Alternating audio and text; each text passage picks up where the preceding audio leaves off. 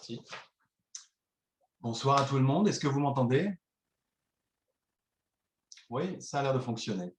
Bon, très bien. On est ravis que vous ayez pu vous connecter pour ce rendez-vous ce soir.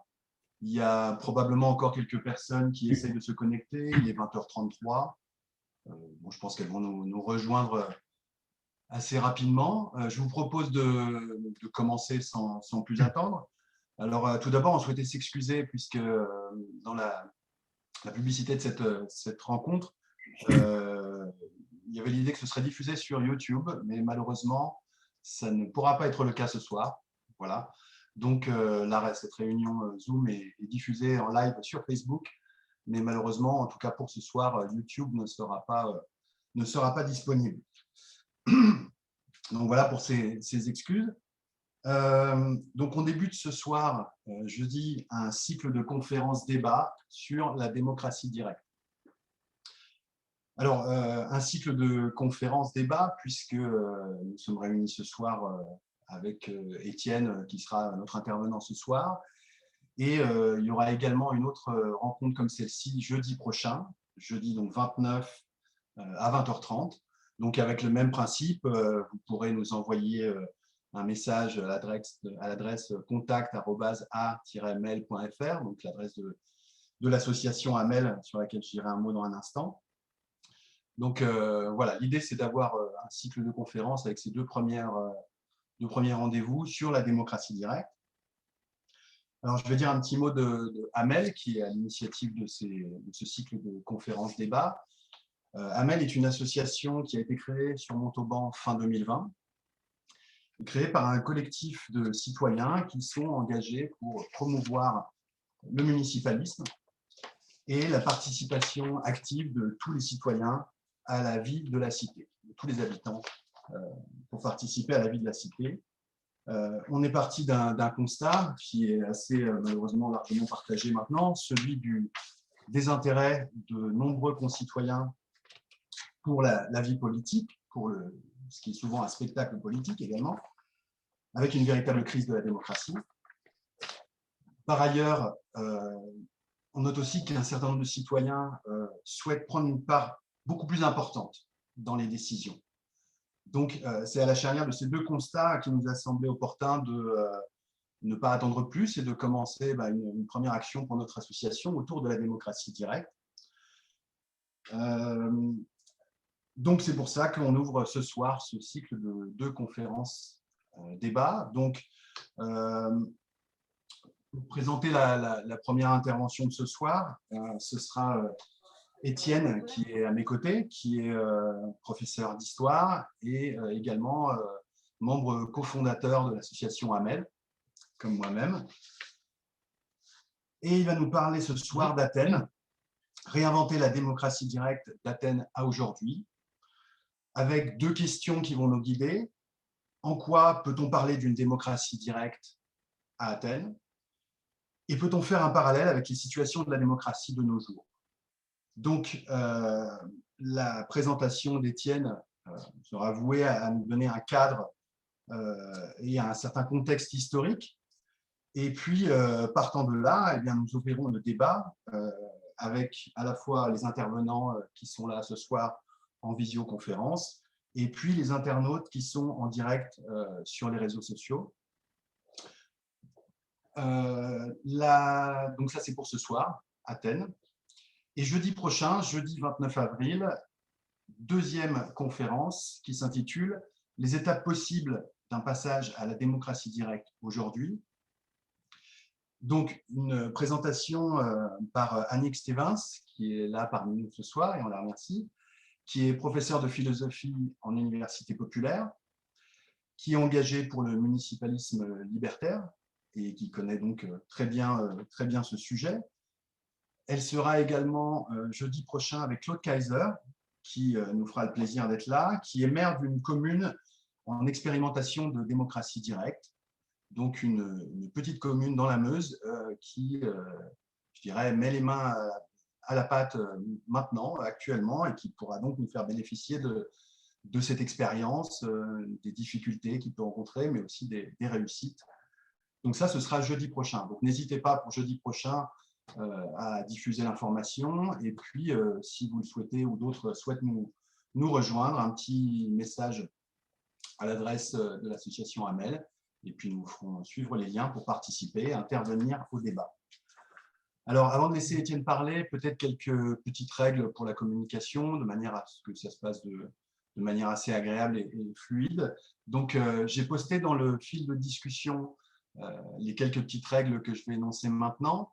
Donc, si vous souhaitez, après la présentation d'Étienne, prendre la parole lors du débat, il vous faut l'indiquer dans le fil de discussion par un petit astérisque. Alors, le fil de discussion, si vous êtes sur Zoom, il vous faut vous rendre en bas de l'écran. Vous avez un petit onglet discussion, vous cliquez dessus et sur la droite de votre écran apparaît un fil de discussion. Et là, vous pouvez envoyer soit votre question directement ou bien, encore mieux, mettre un petit astérisque et donc ensuite pouvoir prendre la parole. Je vois que là, tout le monde a fermé les micros. Effectivement, dans un premier temps, le mieux, c'est que les micros soient fermés et qu'ensuite, lorsque vous prenez la parole, vous ouvrez votre micro pour intervenir. Voilà. Si, pour les personnes qui nous suivent sur Facebook, vous pouvez aussi également poser vos questions et puis on essaiera de les traiter pendant le débat et d'y répondre, questions ou remarques. Voilà. Je crois qu'on a fait le tour. Super. Ouais. Donc, je laisse la place à Étienne, qui va nous parler de démocratie directe à Athènes. Merci Laurent. Une petite dernière précision. Bon, pour des raisons techniques, on a décidé de présenter la conférence ensemble. Évidemment, on est avec une situation sanitaire qui a nécessité des tests PCR. Donc, on a des tests négatifs tous les deux, ce qui nous a permis de présenter ensemble ce soir. Voilà. Donc, comme l'a dit Laurent, on est sur 2 conférences. Moi, je vais vous présenter ce soir une petite présentation d'une demi-heure. Alors, j'espère ne pas déborder. C'est un petit peu difficile, évidemment, quand on est passionné par un sujet, de s'arrêter à certains détails. Mais je ferai en sorte de tenir la durée. Donc, on va essentiellement parler aujourd'hui de la démocratie athénienne. Donc, je vais faire des allers-retours réguliers entre ma caméra et une présentation PowerPoint que j'ai préparée pour ce soir, avec quelques visuels qui serviront d'appui pour ma présentation. D'accord ? Donc déjà, avant de commencer, 3 questions principales qui m'ont animé quand j'ai voulu préparer cette conférence.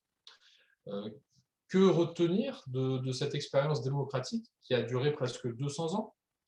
Donc j'avais envie de partager avec vous un petit peu ce qui fait le cœur de cette démocratie athénienne. Quels sont les éléments qui renvoient au thème de la démocratie directe qui nous intéresse, nous, particulièrement à AMEL, et dont on parlera aussi la semaine prochaine, et quelles sont les différences avec notre régime politique actuel.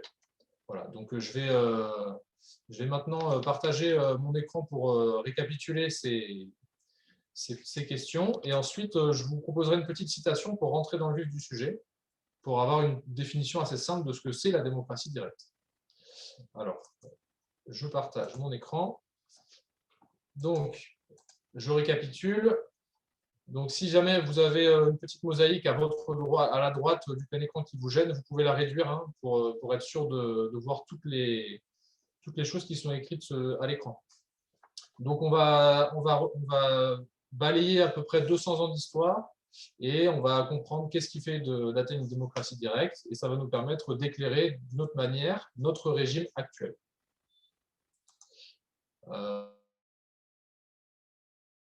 Donc, je vais essentiellement sur un livre écrit par un chercheur danois qui s'appelle Morgan Hansen, qui a travaillé presque 25 ans sur le sujet. Et donc, dans l'introduction de son livre, il dit ceci: dans une démocratie directe, le peuple se gouverne effectivement lui-même, c'est-à-dire que chacun a le droit de participer à la prise de décision, tandis que dans l'autre démocratie, indirecte, au contraire, la seule décision que chacun a le droit de prendre, c'est de choisir ses décideurs. Donc, pour le résumer, quand nous, à AMEL, on parle de démocratie directe, on parle donc d'une démocratie dans laquelle ce sont les citoyens qui prennent les décisions. Et donc, par définition, la démocratie qu'on dit souvent représentative, dans laquelle nous vivons à l'heure actuelle, elle est indirecte, c'est-à-dire que ce ne sont pas les citoyens qui prennent les décisions, mais les personnes qui ont été élues par les citoyens pour le faire. Voilà, donc le terme de direct est du coup assez clair, je pense, par rapport à ça. Comment va s'organiser cette conférence? Rapidement, je vais d'abord faire une petite chronologie pour vous parler un petit peu de l'histoire de cette démocratie athénienne, comment ça a commencé, à quelle époque et quand ça s'est terminé. La principale partie de notre conférence s'intéressera sur le fonctionnement. Donc, qui sont les citoyens, quels droits et devoirs ont-ils, les institutions de la démocratie. Ensuite, il y aura une autre partie assez importante sur les principales caractéristiques. Et c'est là qu'on pourra comparer un petit peu mieux le fonctionnement de cette démocratie athénienne avec la nôtre. Et donc, en conclusion, qu'est-ce qu'on peut retenir de cette démocratie athénienne et qu'est-ce qui pourrait nous aider dans notre étude de nos régimes actuels. Et donc, ça nous permettra d'ouvrir le débat pour lancer la discussion et la conférence de la semaine prochaine. Voilà. Donc, au niveau de la chronologie, alors ce que je vous propose, je vais afficher les principales dates dont je vais vous parler et ensuite j'enlèverai le partage d'écran pour que vous puissiez uniquement me voir et à la fin de ma présentation, je reviendrai sur la chronologie pour, si jamais certains veulent prendre des notes, puissent le revoir. Donc, on va balayer à peu près 200 ans d'histoire. On va commencer en 594, 593 avant Jésus-Christ. Toutes les dates s'entendent avant Jésus-Christ avec les réformes de Solon. On parlera de la mise en place de la démocratie avec Clisthène, des propositions faites par Périclès en 451 avant Jésus-Christ, de réformes importantes qui ont eu lieu entre 411 et 399, et de la fin de la démocratie avec la prise d'Athènes par les Macédoniens. J'arrête le partage d'écran, je reviendrai là-dessus après.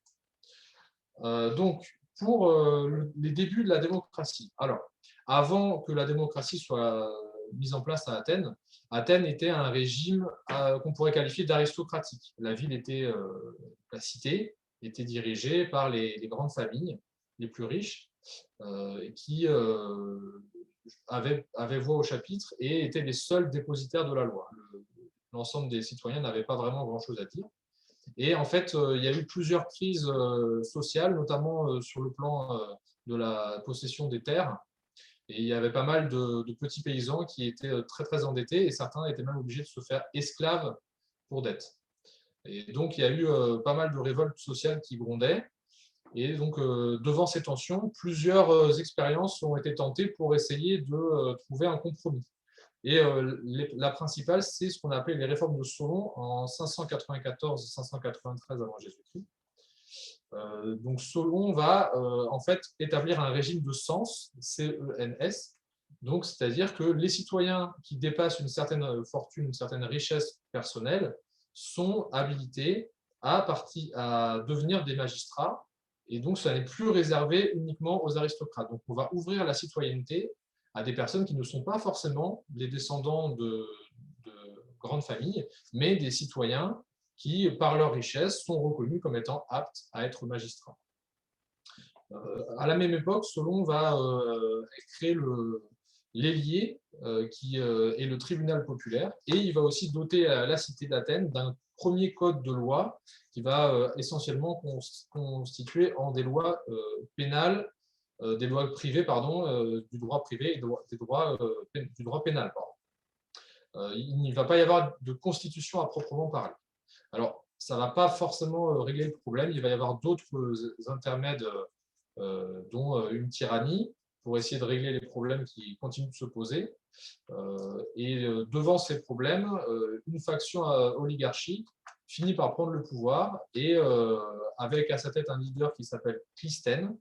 Et donc là, on est en 508 avant Jésus-Christ. Et donc, ce fameux Clisthène, pour remporter la lutte qui l'oppose aux autres oligarques, va s'appuyer sur le peuple, sur les citoyens plus modestes, et donc va leur ouvrir beaucoup plus, va leur ouvrir totalement la participation à la vie politique. Et donc c'est là qu'on marque le début de la démocratie athénienne, donc en 508 avant Jésus-Christ. Alors qu'est-ce qui fait Clisthène?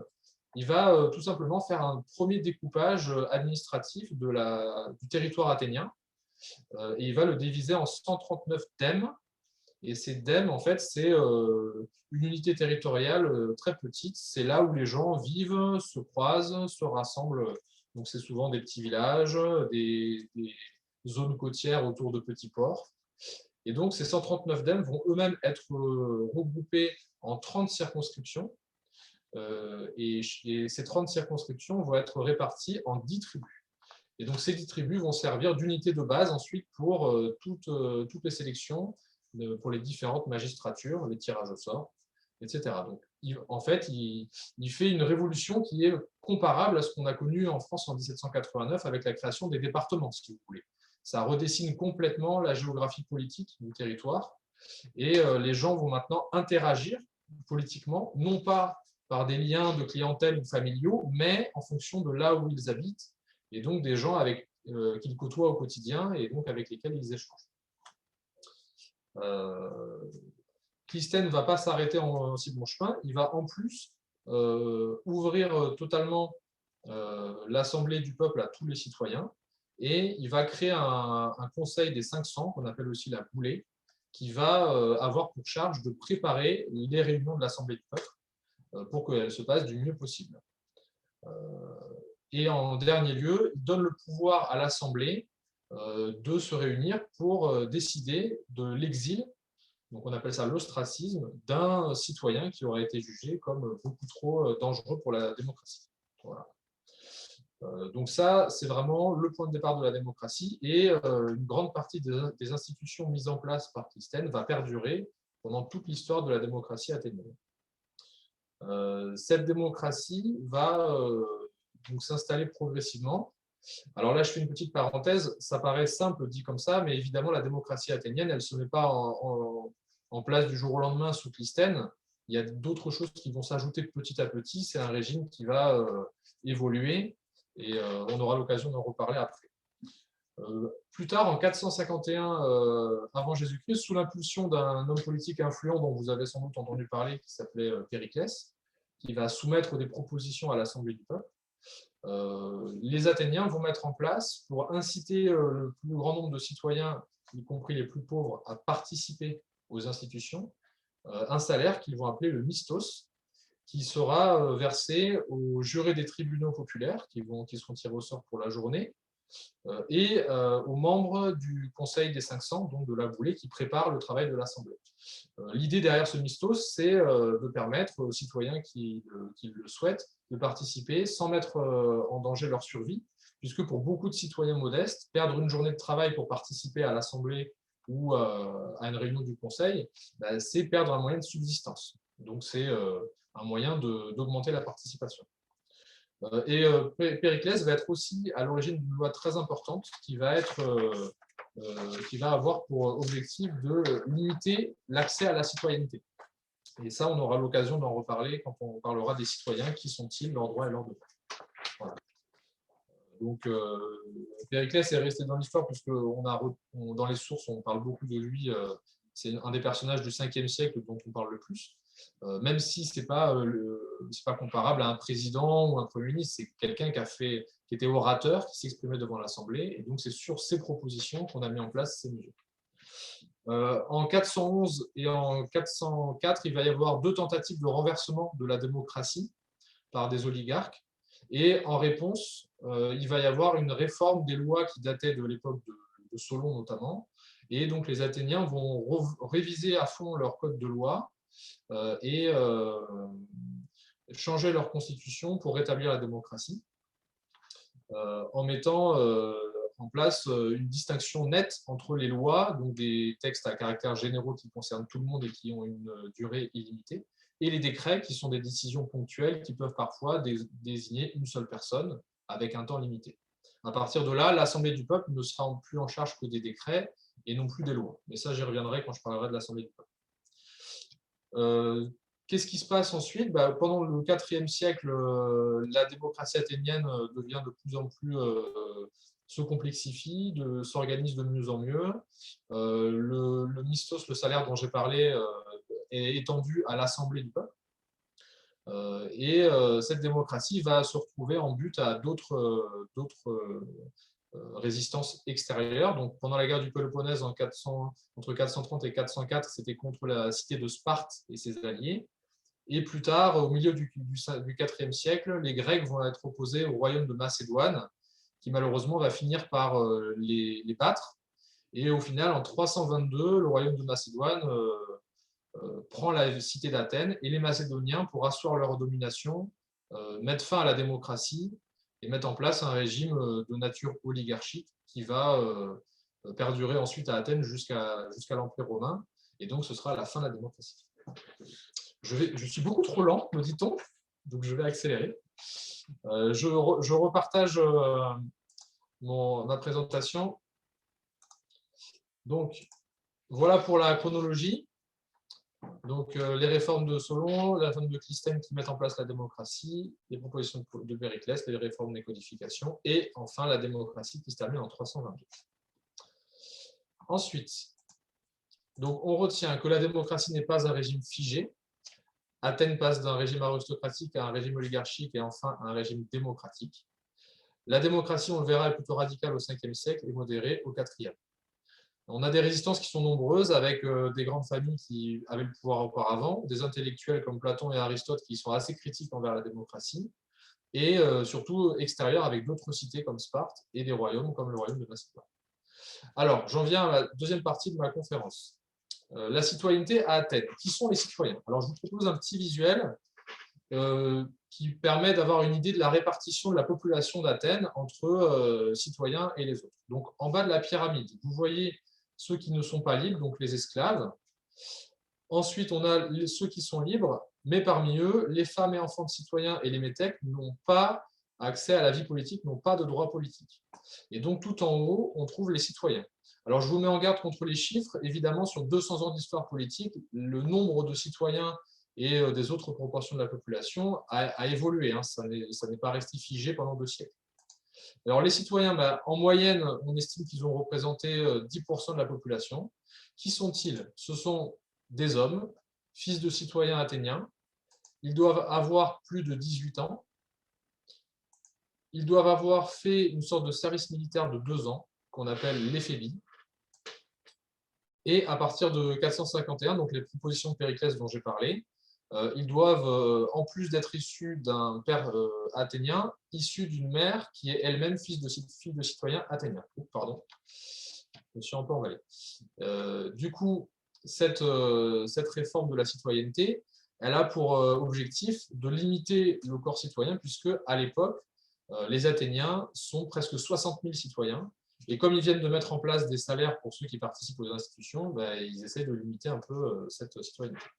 Alors, très rapidement, quels sont les droits et devoirs de nos citoyens? Les droits, c'est ceux de participer aux institutions, donc l'Assemblée par exemple, de prendre la parole, de voter, d'être choisi par élection au tirage au sort comme magistrat, mais il faut avoir plus de 30 ans, et de soumettre des propositions à l'Assemblée ou au Conseil des 500. Les citoyens ne peuvent pas subir ni torture ni sévices physiques. Ils peuvent être condamnés à mort pour des crimes graves ou exilés ou être privés de tous leurs droits politiques.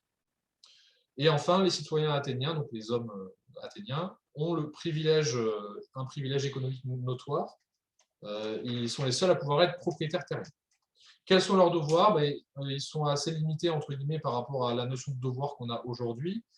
C'est avant tout accomplir le service militaire pour servir dans l'armée athénienne et se battre en tant que citoyen soldat pendant les guerres. Et pour ceux qui sont assez fortunés, payer des impôts qui sont pour notamment l'eisphora, à la base un impôt de guerre, mais qui deviennent au IVe siècle un impôt permanent. Les plus riches citoyens sont aussi contraints de remplir ce qu'ils appellent des liturgies, c'est-à-dire entretenir des cultes de certaines divinités à leurs propres frais.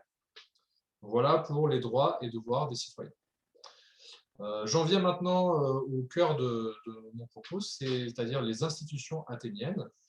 Pour ça, je vais vous montrer un petit schéma. Alors, j'ai volontairement choisi un schéma très simple que j'ai utilisé moi-même cette année avec mes classes de 6e en collège. Évidemment, vous pouvez trouver des schémas plus complexes et sans doute plus vraisemblables. Moi, l'idée, c'était de faire une introduction rapide. Donc, on a l'Ecclésia, l'Assemblée des citoyens, qui est l'assemblée la plus importante, puisque c'est là que se prennent les principales décisions. Et moi, je vais vous parler donc de cette Assemblée du peuple, du tribunal populaire, l'ailier, du Conseil des 500 qui prépare le travail de l'Assemblée du peuple, et ensuite des magistrats. Alors, je ne vais pas laisser le visuel pendant que je vais parler, mais j'y reviendrai à la fin de chaque institution. Donc, première institution dont on va parler, l'Ecclésia, l'Assemblée du peuple. Alors, elle se réunit environ 30 à 40 fois par an. Ça dépend des périodes. À la fin du IVe siècle, la période sur laquelle on a le plus de sources, donc entre 350 et 322 avant Jésus-Christ, elle se réunit environ 40 fois par an. On estime qu'en moyenne, il y avait 6000 citoyens à chaque réunion sur un corps citoyen qui, au minimum, comprenait 20 000 citoyens. Donc, ça peut représenter une vingtaine de pourcents. Donc, tous les citoyens n'étaient pas réunis en même temps. C'est important à comprendre, mais ça ne veut pas dire que c'était toujours les mêmes qui venaient. Cette Assemblée du peuple, elle a comme rôle majeur de voter les lois jusqu'au IVe siècle et de voter, surtout de s'occuper de la politique extérieure. Donc, elle reçoit les ambassadeurs et elle décide de voter la paix ou la guerre avec les autres cités et les autres peuples. Cette Assemblée du peuple, elle a aussi pour fonction, évidemment, d'élire les magistrats, qui sont, en tout cas ceux qui sont élus, pour certaines magistratures. Et au 5e siècle, c'est elle qui vote l'ostracisme, donc la décision d'exiler un citoyen qu'on aurait estimé avoir trahi la cité ou avoir commis des faits de corruption, par exemple. C'est une pratique qui va être utilisée essentiellement au 5e siècle, une quinzaine de fois, mais qui ne sera plus utilisée après 417. Qu'est-ce qu'il y a à retenir sur cette assemblée? C'est une assemblée dans laquelle n'importe quel citoyen a le droit de parole, ce que les Grecs appellent l'iségoria. Donc en théorie, n'importe qui peut s'exprimer. Et c'est une assemblée qui vote à main levée et à la majorité simple. On ne compte pas exactement les voix. Si on n'arrive pas à discerner une majorité, à ce moment-là, on refait le vote. Mais il n'y a pas de compte précis des voix. Donc cette assemblée, elle dure toute une journée et il y a un ordre du jour qui est préparé en amont.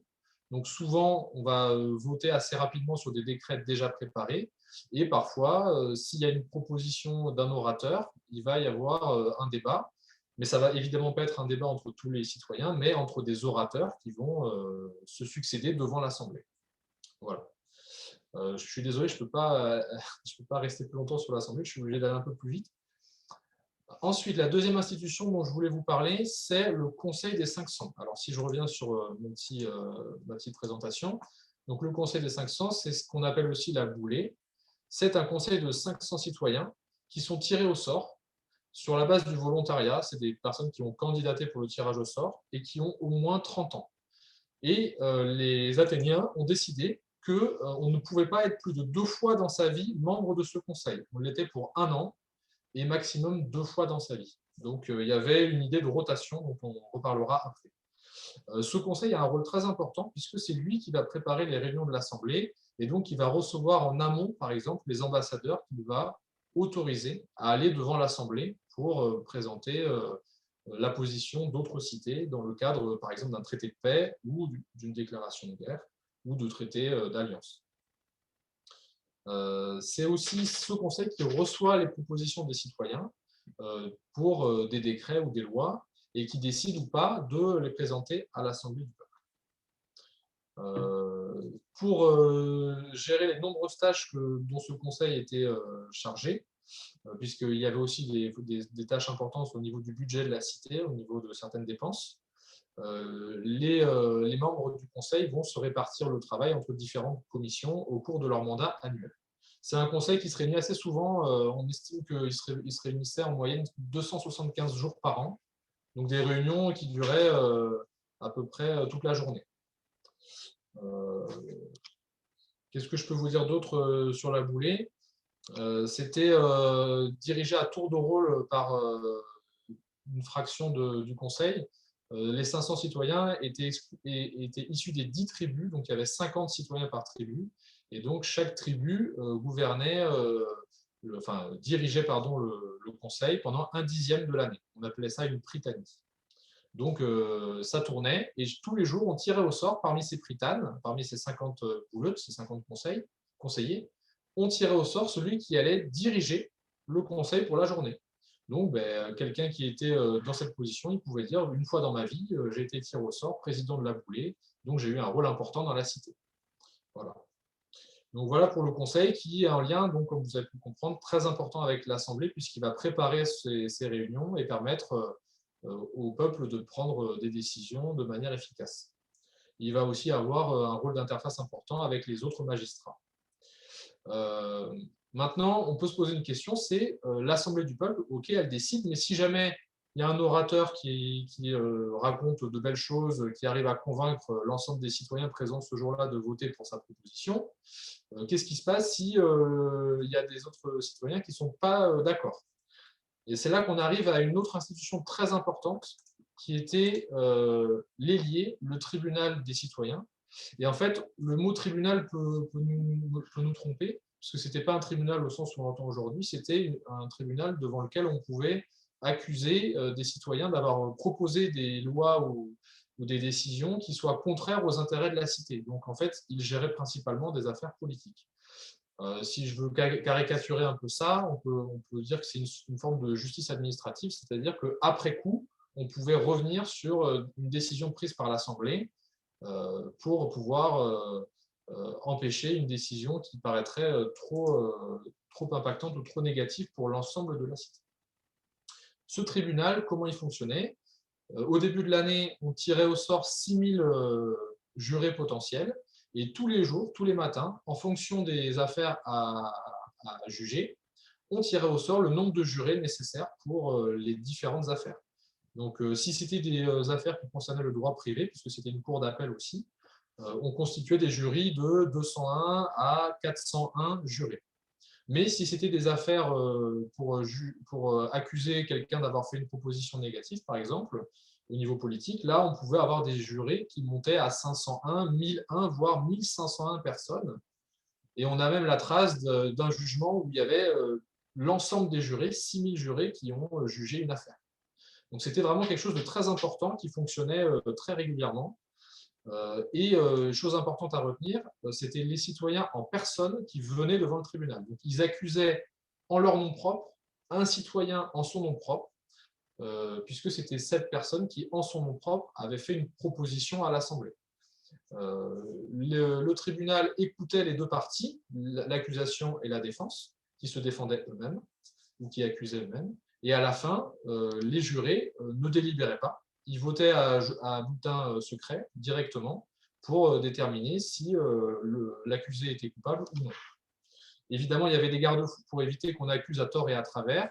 Par exemple, la personne qui accusait, une fois que la procédure était lancée, elle ne pouvait pas rétracter son accusation sous peine d'une lourde amende.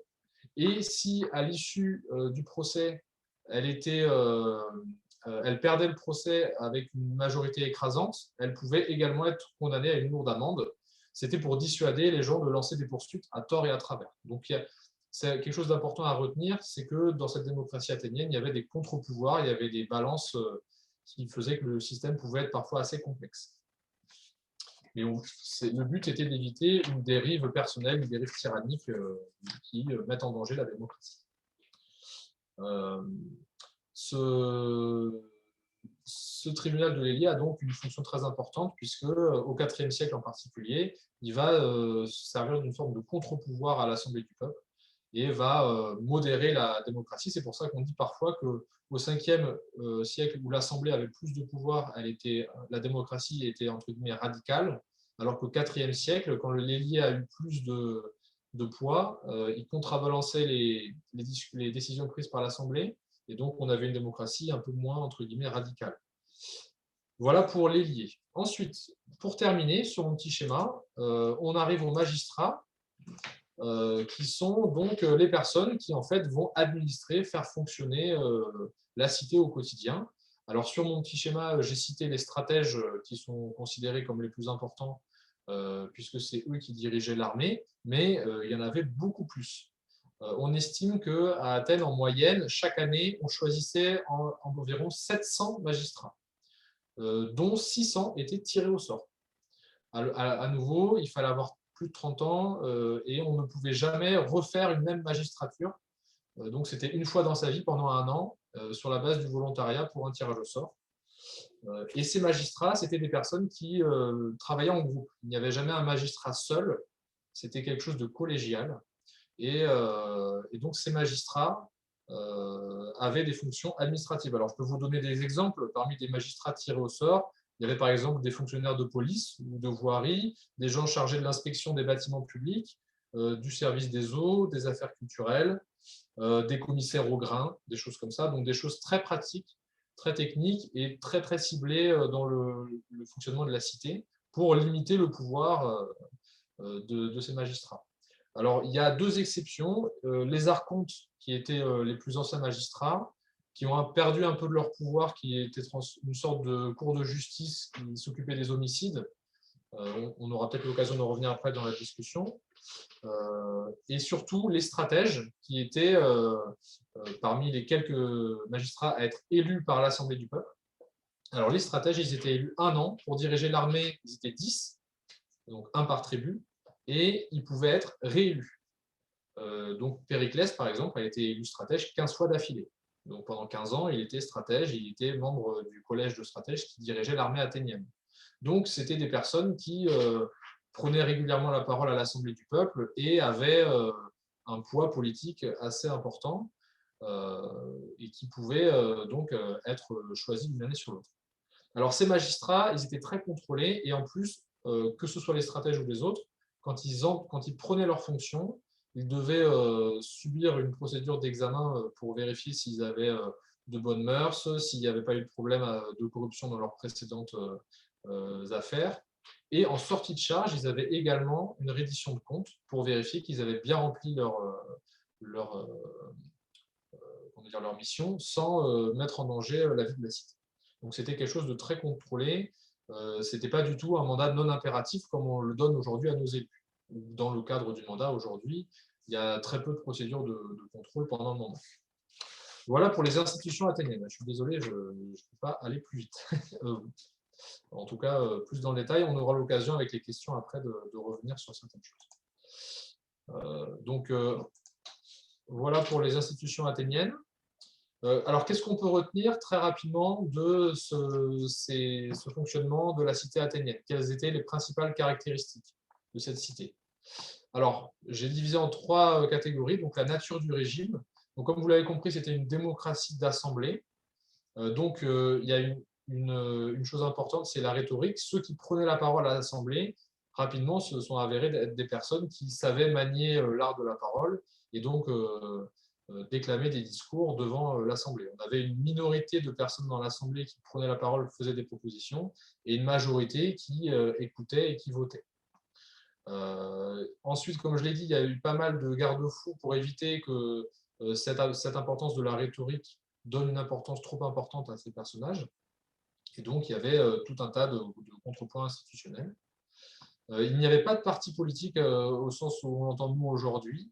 Les personnes se positionnaient sur la thématique, la proposition du moment, sans forcément chercher à suivre une ligne tracée, une ligne idéologique. Et enfin, c'était un régime qui était transparent, puisque toutes les décisions prises par toutes les institutions étaient publiées à la fois à l'oral, on annonçait les décisions prises suite aux réunions, et publiées, donc soit par écrit, soit par inscription. Et d'ailleurs, on a retrouvé beaucoup d'inscriptions, ce qui nous a aidé à reconstituer en grande partie ce régime. Alors, ça a un inconvénient, c'est que les personnes qui ne savent pas lire et écrire, et elles étaient quand même nombreuses à Athènes, dépendaient d'autres personnes pour se faire lire certaines décisions. Et quand il fallait écrire sur des jetons lors d'un vote le nom de quelqu'un, bah pareil, si on ne sait pas écrire, il faut demander à quelqu'un de le faire pour soi. Donc, ça peut potentiellement être un problème. Voilà pour la nature du régime. Quels sont les principes essentiels que j'ai envie que vous reteniez de ma présentation? Donc, c'était un régime qui était basé sur le volontariat. C'est-à-dire que pour participer, il fallait être volontaire pour être tiré au sort. On ne tirait pas au sort sur toute la population. Il y avait déjà une présentation au tirage au sort. Il y avait un principe de responsabilité assez fort, puisque avec toutes les procédures d'examen, de contrôle de vos magistratures, vous saviez que vous vous engagez une responsabilité, et donc il y avait une conscience que vous engagiez le collectif et pas seulement votre propre personne. On se rend compte que la participation a quand même été énorme, puisqu'on estime qu'environ la moitié des Athéniens âgés de plus de 30 ans a pu, dans sa vie, participer à une magistrature quelconque. Donc, c'est assez énorme. Et donc, ça veut dire que on trouvait des personnes motivées pour participer. Et d'ailleurs, les Athéniens attribuaient beaucoup d'honneur aux citoyens qui avaient mérité la confiance de la cité. Ça pouvait être des décrets honorifiques ou des banquets donnés en leur honneur. Ensuite, ils étaient très fiers de l'amateurisme, à savoir que les personnes qui dirigeaient la cité, c'était des personnes qui n'étaient pas professionnelles, qui n'étaient pas formées pour telle ou telle tâche, puisque les magistratures étaient très courtes.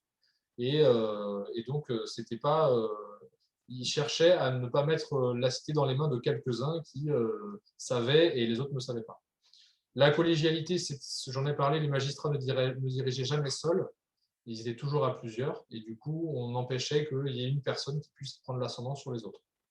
Et enfin, on avait décidé de tirer au sort les magistrats pour justement garantir cet aspect à la fois d'amateur, de rotation.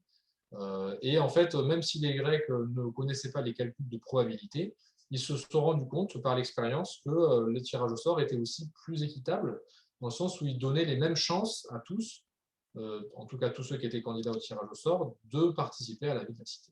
Voilà. Bon, je pense que j'étais assez long pour l'instant, j'ai dit beaucoup de choses. Donc j'avais encore d'autres choses à vous dire, mais ça pourra entrer dans le cadre de la discussion après et des questions. Donc je vous propose de passer sur mon dernier point, et donc de faire un petit bilan de ce que je vous ai raconté pour ensuite passer aux questions et à la discussion à partir de là. Donc, qu'est-ce qu'on peut conclure de ce qu'on a vu ensemble, rapidement? Alors, je vais y arriver.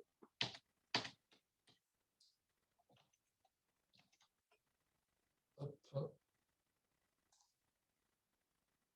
Donc, en conclusion, moi j'avais envie de vous faire partager cet exemple athénien parce que, à mon sens, c'est une source d'inspiration qui est toujours d'actualité, puisque on a quand même pas mal d'éléments qui nous prouvent que les Athéniens avaient vraiment réfléchi à la manière de faire fonctionner une démocratie selon des principes que nous défendons encore aujourd'hui, et notamment l'égalité et la liberté.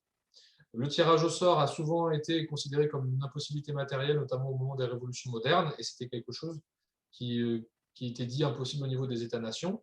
Mais peut-être qu'avec nos technologies actuelles, on pourrait le réutiliser, et certaines de ces propriétés seraient probablement intéressantes, notamment sur l'aspect rotation, égalité des chances de participer à la chose publique, des choses comme ça.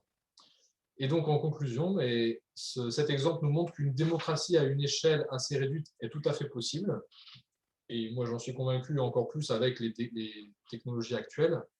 Et, et donc, c'est quelque chose dont on discutera de manière plus détaillée aussi dans le débat et la semaine prochaine, avec des exemples contemporains et le municipalisme de Morey-Bookchin. Voilà. Je vous remercie de m'avoir écouté et je vais rendre la parole à Laurent qui va prendre les questions.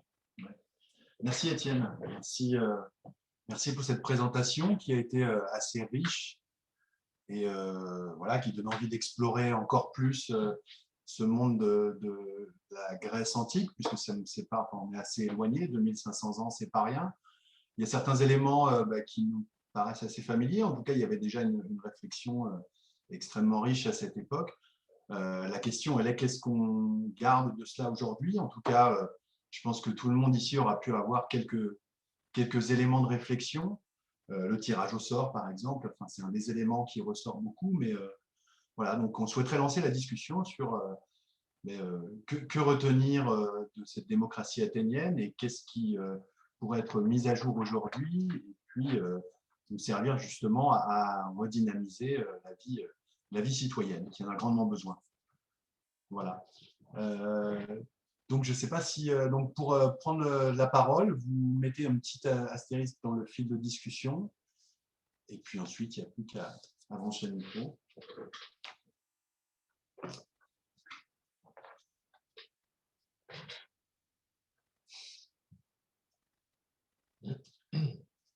Moi, j'avais une première remarque avant qu'il y ait une question peut-être qui se décide sur la question des magistrats. Ce qui est assez frappant dans ta présentation, c'est la question de la rotation, effectivement, qu'on est là pour un temps donné, et on voit bien qu'il y avait énormément de mécanismes mis en place pour éviter qu'un tyran prenne la place et qu'on ne puisse plus le déloger. En tout cas, ça, c'est frappant. Et alors, pour les magistrats, les stratèges, on peut comprendre effectivement qu'en cas de guerre, on n'a pas forcément envie de remettre un nouveau chef tous les ans et de risquer de perdre la guerre, donc ça peut s'entendre. Mais c'était intéressant pour tout le reste, il y avait cette question il faut que ça tourne, quoi. Il faut que tout le monde puisse y passer et que surtout, alors une des conséquences que ça peut donner, c'est la question de l'amateurisme aussi. C'est-à-dire qu'il n'y avait pas de vie politique professionnelle, hormis quelques-uns. Ça, c'est assez frappant. C'était quelque chose que les Athéniens revendiquaient plus ou moins, l'amateurisme, notamment au niveau des magistratures, puisque de leur point de vue, c'était aussi une manière de dire, puisque quelqu'un qui est amateur peut le gérer, n'importe quel citoyen doit être capable de le faire. Et la collégialité, elle répond en partie à ça, puisque comme on tire au sort pas une seule personne pour gérer une affaire, on a la possibilité d'être plusieurs à le gérer, et donc on réduit un peu les risques d'avoir que des amateurs qui vont s'en occuper aussi. Et puis, au niveau des magistrats, en tout cas, encore une fois, c'était des tâches qui étaient très basiques. C'était pour faire fonctionner la cité. Il y avait pas mal de magistrats qui s'occupaient aussi des cultes. Et donc, ce n'était pas des choses aussi importantes qu'aujourd'hui en termes de délégation de pouvoir. Voilà. D'accord. Alors, il y a une première demande pour Thierry. Vas-y, Thierry, tu peux brancher ton micro. Vous m'entendez? Oui, ça va, on t'entend. On va monter un peu. Bonjour à tout le monde et merci pour cet exposé. Je me pose une question d'ordre historique. En fait, cette démocratie, elle se met en place à Athènes. Est-ce qu'on peut parler d'une création comme ça, ex nihilo? Ou est-ce qu'elle reprend des éléments antérieurs dans l'histoire de la Grèce, ou pas d'ailleurs, et qu'elle met en avant-plan à ce moment-là? Alors, pour répondre à votre question, moi je me suis surtout basé sur donc, le livre de M. Hansen sur la démocratie athénienne, qui insiste que les sources qu'on a sur les démocraties sont malheureusement extrêmement centrées sur Athènes. En tout cas, pour les débuts de la démocratie sous Clisthène, ils conservent certaines choses qui avaient été mises en place. C'est pour ça que j'ai évoqué Solon, puisqu'il y a certaines architectures du pouvoir athénien qui sont restées en place, notamment l'archontat, les archontes. Et donc, c'est quelque chose effectivement qui s'est fait petit à petit. La démocratie, les institutions que j'ai évoquées, c'est des institutions qui sont essentiellement connues par les sources qui datent du IVe siècle, donc plus d'un siècle après les réformes de Clisthène. Et donc, c'est un aboutissement quelque part d'un cheminement où il y a même eu une petite période d'aller-retour pendant la tentative de renversement en 411 et 404. Donc effectivement, oui, sous Clisthène en 508, il y a certaines choses qui existaient déjà avant, à Athènes et sans doute ailleurs. Et donc il a dû s'inspirer d'autres choses, et d'autres qui sont apparues à Athènes à ce moment-là. Et petit à petit, ils ont été plus loin dans l'idée. Ça s'est développé petit à petit. Là, malheureusement, en plus j'ai débordé déjà, mais malheureusement j'ai été obligé de faire un choix dans les présentations historiques, et donc j'ai mis les points qui me paraissaient les plus saillants, les plus importants. Voilà. Merci. De rien. Oui, il y avait Stéphane aussi qui voulait prendre la parole. Vas-y Stéphane, tu peux me brancher le micro. Oui, merci Étienne pour la présentation. J'ai plusieurs questions. Une qui concerne la notion de territoire, puisque tu as mis en parallèle les parties du territoire athénien avec les départements. Mais est-ce que ça représente quelle superficie, le territoire athénien sur lequel s'exerce cette démocratie? Ça, c'est la première question. Et pour savoir si justement on peut garder ce parallèle-là et imaginer qu'il serait possible d'étendre un niveau beaucoup plus grand et un niveau national cette démocratie directe. La deuxième, elle concerne le fait que dans ton exposé, tu mentionnes que cette activité politique prend énormément de temps si on veut se rendre à l'Assemblée de façon régulière. Et il me semble qu'on dit que ce système-là de démocratie directe a pu tenir également parce que pendant qu'il y avait des citoyens qui pouvaient voter, la vie économique continuait, on continuait à travailler à Athènes. Est-ce qu'on peut envisager ça aujourd'hui? On pourrait envisager dans le cadre de notre monde moderne, mais avec l'idée que tout le monde a un travail et de pouvoir se libérer autant de temps que celui qui est nécessaire pour exercer une activité politique. Alors, merci pour les deux questions. Alors, pour ta première question sur la superficie du territoire athénien. Alors, effectivement, le territoire athénien, c'est assez réduit, c'est quelques milliers de kilomètres carrés. Et les entités dont j'ai parlé, les DEM, c'est vraiment des entités réduites, puisqu'il y en avait 139 sur l'ensemble du territoire athénien. Donc, la comparaison que j'ai faite au niveau département, c'était pour situer la révolution que ça représentait. C'est-à-dire qu'avant ce découpage, il n'y avait rien de semblable qui divisait le territoire athénien en termes de circonscription. Et ça a été un peu la même chose à la Révolution française. On a créé des départements ex nihilo qui correspondaient pour certains à des pays, à des territoires réels, mais pour d'autres qui ont été des créations complètement artificielles. Donc c'était uniquement un comparatif pour montrer le changement que ça a impliqué. Effectivement, oui, c'est une échelle beaucoup plus réduite, un DEM qu'un département. Donc là-dessus, ce n'est pas la même échelle. Par exemple, pour une ville comme Montauban, il faudrait découper la ville en plusieurs quartiers pour retrouver un découpage qui s'approcherait du niveau des DEM à Athènes, puisque l'idée, c'était un découpage qui permettait aux personnes d'un même DEM de se retrouver pour échanger physiquement, enfin de se voir, d'échanger assez facilement autour des affaires qui les concernaient directement. C'était une forme de micro-société, en fait, concrètement. Par rapport à ta deuxième question sur l'activité économique, alors c'est une question qui est souvent posée. En fait, quand on regarde le nombre de magistratures, le nombre de places aux assemblées, etc., on se rend compte qu'effectivement, ça peut sembler très chronophage et concerner beaucoup de personnes, mais en réalité, ce n'était pas tant chronophage que ça. Par exemple, ceux qui voulaient aller à l'Assemblée, c'était 30 à 40 jours par an pour participer aux réunions. C'est aussi pour ça que le salaire a été mis en place après, pour les indemniser de ce temps passé. Et cette assemblée qui rassemblait en moyenne 6 000 citoyens, ben, ça représentait à peu près 20% du corps total des citoyens. Et donc, on peut soupçonner que c'était parmi ces citoyens, il y en avait peut-être 1 sur 1000 qui était à toutes les réunions de l'Assemblée sur l'année. Ils ne venaient pas forcément, et surtout ceux qui habitaient plus loin, puisque le territoire d'Athènes faisait que ceux qui habitaient à la campagne proche des frontières du territoire, ben, ils devaient mettre au moins une journée pour venir dans la ville. Donc, effectivement, ils ne venaient pas forcément à toutes les réunions. Et ceux qui étaient magistrats, et ils n'étaient que pour 1 an. Et donc, sortis de cette année-là, ben, ils ne participaient pas plus que d'aller à l'Assemblée. Voilà. Donc, mis bout à bout, ça ne représente pas tant de temps que ça.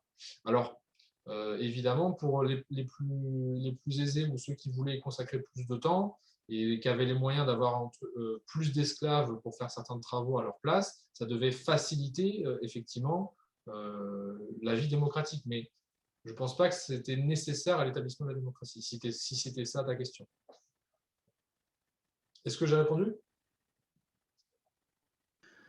Oui. Euh, oui, tu as répondu.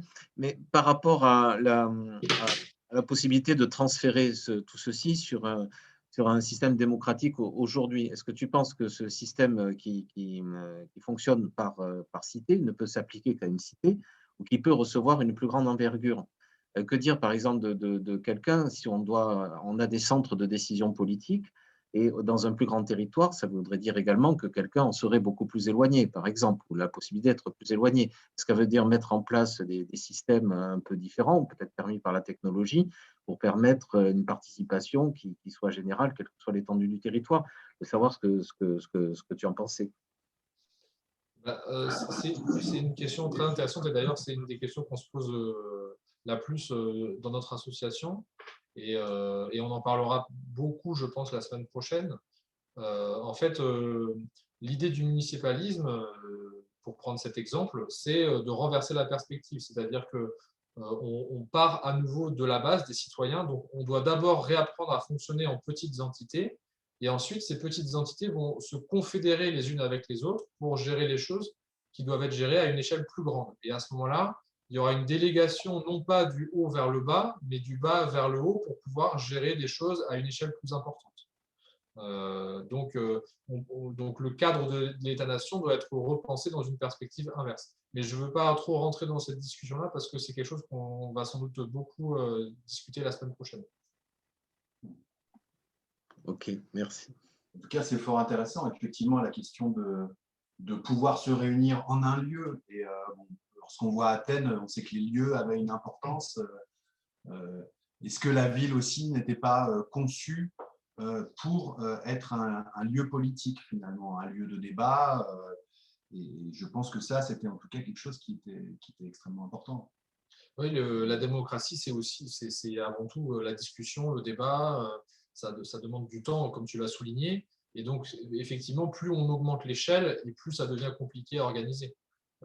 C'est pour ça que le faire à une échelle d'abord plus réduite, ça semble plus simple pour que ça fonctionne de la meilleure manière possible. Une forme de sociabilité qui peut fonctionner. C'est ça. On avait aussi une question de Pat sur le contrôle des assemblées. Alors je ne sais pas si Pat, tu veux intervenir directement et brancher ton micro si tu le souhaites pour préciser ta question. Oui, effectivement, à ce moment-là, j'étais peut-être un petit peu distrait, mais j'ai vu simplement sur le graphe passer les contrôles. Il y avait une interaction, j'ai bien compris, entre les assemblées. Mais si on pouvait préciser un petit peu la chose, quoi. Merci. Alors, vous voulez que je revienne sur le graphe, du coup?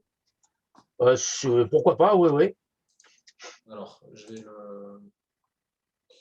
me le remettre et je vais vous le partager. Alors, le voilà. Donc, encore une fois, c'est un schéma qui est très, très résumé, hein. Donc, vous pouvez voir que le contrôle, il part toujours des assemblées vers les magistrats. Le contrôle de l'Assemblée du peuple, il n'est pas direct, c'est-à-dire qu'en fait, l'Assemblée du peuple, elle prend des décisions, elle vote à partir de propositions faites par des citoyens. Et si on veut contester cette décision, on peut le faire a posteriori devant le tribunal du peuple. C'est-à-dire que si, en mon nom propre, j'ai déposé une proposition au Conseil, puis qu'elle a été votée par l'Assemblée, un autre citoyen peut aller devant le tribunal et contester cette décision en m'accusant moi. Et donc, c'est moi qui vais défendre ma proposition, qu'elle ait été votée ou non par l'Assemblée. Et c'est lui qui va essayer de convaincre le tribunal que c'est une mauvaise proposition. Et c'est là-dessus qu'il va y avoir une forme de contrôle a posteriori.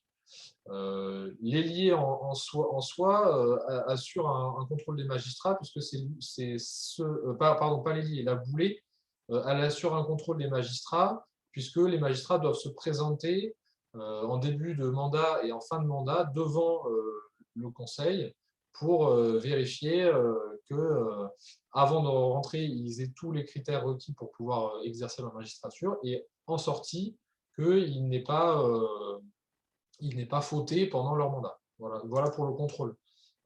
Est-ce que vous voulez que j'explique autre chose ou ça va? Et alors, Oui, alors donc si le magistrat n'a pas rempli sa tâche, il est révocable?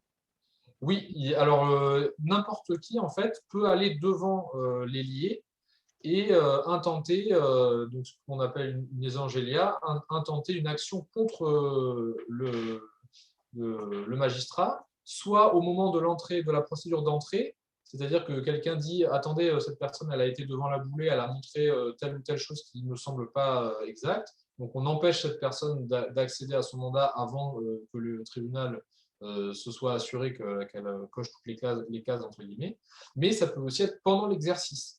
Et là, il y a suspension du mandat le temps que le jugement ait lieu. Et en fonction du résultat, soit le magistrat est réintégré, soit il est démis de ses fonctions et il est condamné à une peine en fonction de ce que le tribunal, a décidé. Merci. Merci Val, pour ta question. Il y avait aussi une question qui était quel est le moyen de contrôle des élus pendant leur mandat? Donc ça rejoint un petit peu ce qu'on vient d'évoquer là, cette possibilité de révoquer les élus. Tu parlais aussi de la transparence. Alors je voulais savoir, est-ce que les stratèges qui sont élus, est-ce qu'ils viennent aussi devant l'Ecclésia? Est-ce qu'ils rendent des comptes directement ou... Ah oui, les stratèges, ils sont soumis à la même procédure d'entrée et de sortie de charge devant la boulée. Et leur premier contrôle, entre guillemets, c'est l'élection par l'Ecclésia. C'est-à-dire qu'il faut d'abord être soumis à l'élection pour pouvoir être validé. Et cette procédure d'entrée et sortie de charge, elle est tout à fait valable pour les stratèges aussi. Et puis, il y a des procédures qui permettent d'accuser un stratège en place ou qui a été stratège pour des faits commis pendant son mandat. Et donc, comme les autres, il est soumis à une possibilité d'être suspendu, voire démis de son mandat. Donc les magistrats, en fait, quand on regarde l'architecture du système, on voit que, bon, mis à part les stratèges, puisque bon, pour des raisons qui paraissent à l'époque assez évidentes, c'est-à-dire une direction de l'armée, ils pouvaient être reconduits, mais tous les autres magistrats, c'était vraiment limité à 1 an, on pouvait faire la magistrature qu'une seule fois, et c'était très contrôlé pour éviter que les décisions soient prises par quelques-uns au détriment de la majorité. Donc en fait, éviter de revenir à un régime précédemment oligarchique où il y avait une minorité qui décidait et qui n'était pas soumise au contrôle de la majorité. Ouais. N'hésitez pas, en tout cas, s'il y a d'autres personnes qui veulent aussi répondre, hein, oui. N'hésitez pas à mettre un astérisque dans le fil de discussion. L'idée de ce soir, c'est de partager un maximum de connaissances et de réflexions sur cette démocratie athénienne et sur ce qu'elle peut nous apporter aujourd'hui. Je me permets justement de faire un petit aparté là-dessus. J'ai eu une licence d'histoire, donc je me suis replongé dans mes cours de licence d'histoire grecque. Donc j'ai lu quelques livres pour préparer, mais je ne prétends pas être un puits de science. Donc il y a certainement des choses que j'ai oubliées ou des choses que j'ai mal formulées. Donc si dans l'assistance, il y a des personnes qui proposent des compléments ou d'autres réponses, on est preneurs. Hein. Ouais. Sur Facebook, il y avait une question aussi par rapport à la professionnalisation de la vie politique. Alors la question c'était comment peut-on renverser cette professionnalisation de la vie politique? J'imagine que la personne parle de la professionnalisation actuellement. On est effectivement dans un modèle qui montre ses limites puisque c'est vraiment une classe de professionnels qui rentrent en politique. Éventuellement, elle en sort pour aller dans des grandes entreprises ou travailler dans la finance et puis revenir après dans la politique, mais ce n'est pas ce qui est le plus enrichissant. Effectivement, le fait que ce n'était pas professionnel, je dirais la démocratie directe et sans doute le tirage au sort, en fait, est un des éléments qui permet de faire circuler un maximum les responsabilités, les charges. Et là, je pense que c'est quelque chose d'important puisque ça sous-entend que les citoyens se sentent en tout cas en confiance pour pouvoir assumer une charge pendant une journée, ou davantage. Et ça, je pense que c'est aussi un des grands défis qu'on aurait à relever, c'est la capacité à se croire apte, à penser être apte. Effectivement, tout dans le système actuel nous fait comprendre que c'est trop compliqué pour nous et qu'il vaut mieux laisser les experts, enfin, en tout cas des spécialistes décider. Donc là, il y a vraiment un grand cap à franchir et effectivement, le tirage au sort, en tout cas, est un moyen efficace d'éviter ça. Et la professionnalisation, c'était aussi le fait que les charges à Athènes étaient très courtes, qu'on ne pouvait pas se représenter à la même. Donc le tirage au sort, comme l'a évoqué Laurent. Et aujourd'hui, en fait, à partir du moment où vous pouvez être élu, réélu plusieurs fois pour la même, voire même cumuler différentes fonctions, au bout d'un moment, forcément, il y a une notion de compétence, entre guillemets, qui rentre en jeu de la part des électeurs, qui se disent bah, cette personne, elle a déjà géré plusieurs fois telle ou telle chose, alors que moi, j'ai jamais rien fait. Donc, elle est peut-être plus fondée que moi à se porter candidate. Et donc, c'est une des dérives de notre système à ce niveau-là. Peut-être que déjà, c'est quelque chose qui est proposé de manière assez consensuelle depuis longtemps. Limiter le nombre de mandats qu'on peut faire, interdire totalement d'en avoir plusieurs à la fois. Ça, c'est un début de piste. Après, on peut aller beaucoup plus loin, comme l'exemple d'Athènes l'a montré. Il y avait Thierry qui avait fait une remarque aussi dans le fil de discussion. Est-ce que Thierry, tu veux développer un petit peu sur cette belle remarque sur la passion pour le politique?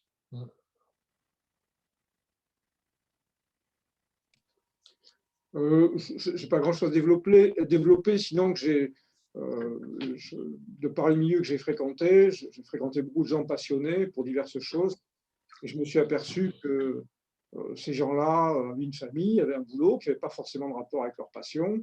Alors, ça peut être l'art, ça peut être les arts martiaux, ça peut être plein de choses. Ce que je constate, c'est qu'ils trouvent du temps. Peut-être que nous sommes volontairement dépassionnés du politique. C'est tout ce que je voulais faire remarquer. Je ne dis pas qu'on peut toujours trouver du temps, mais on peut en trouver plus que l'on ne croit, je pense. La preuve, c'est que tous les passionnés trouvent du temps pour leur passion. Après, quand on parle d'Athènes, il ne faut pas non plus tomber dans la caricature de la démocratie qui fonctionnait tout le temps avec tout le monde. On s'aperçoit quand on regarde notamment l'Assemblée du peuple que c'était quand même une petite minorité, quelques centaines, qui osaient proposer, prendre la parole, parce que quand vous faisiez une proposition devant l'Assemblée, il y avait toujours le risque derrière de subir une attaque devant le tribunal du peuple. Et donc, il y avait toujours un risque, si jamais c'était mal formulé ou contraire à des intérêts d'autres personnes, d'avoir un risque personnel. Et puis, il y avait aussi la capacité à pouvoir s'adresser à 6000 personnes, à avoir un discours cohérent qui intéresse, qui donne envie aux personnes de voter ou pas pour vous. Donc, c'était pas forcément donné à tout le monde, sachant qu'il y avait quand même une proportion non négligeable de citoyens qui ne savaient pas lire ou écrire.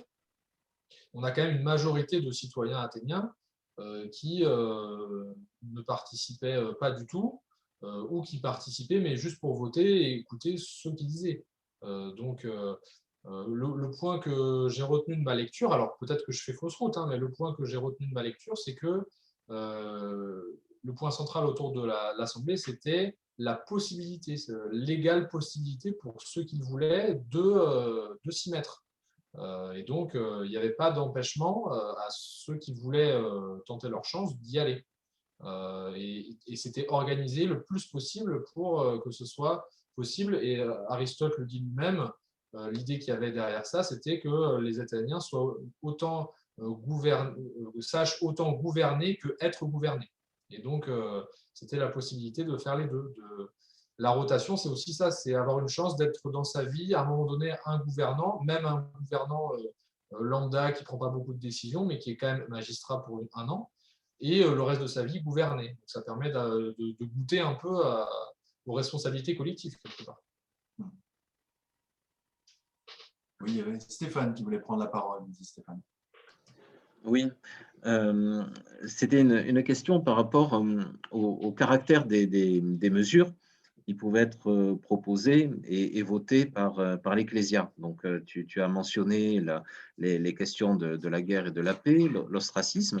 Est-ce qu'on a dans les documents, dans le corpus épigraphique, est-ce qu'on a des choses qui sont assez précises pour savoir, par exemple, quelles mesures financières, quelles mesures culturelles? Est-ce qu'il y a aussi dans quelle mesure des citoyens peuvent déterminer l'aménagement du territoire, des choses comme ça?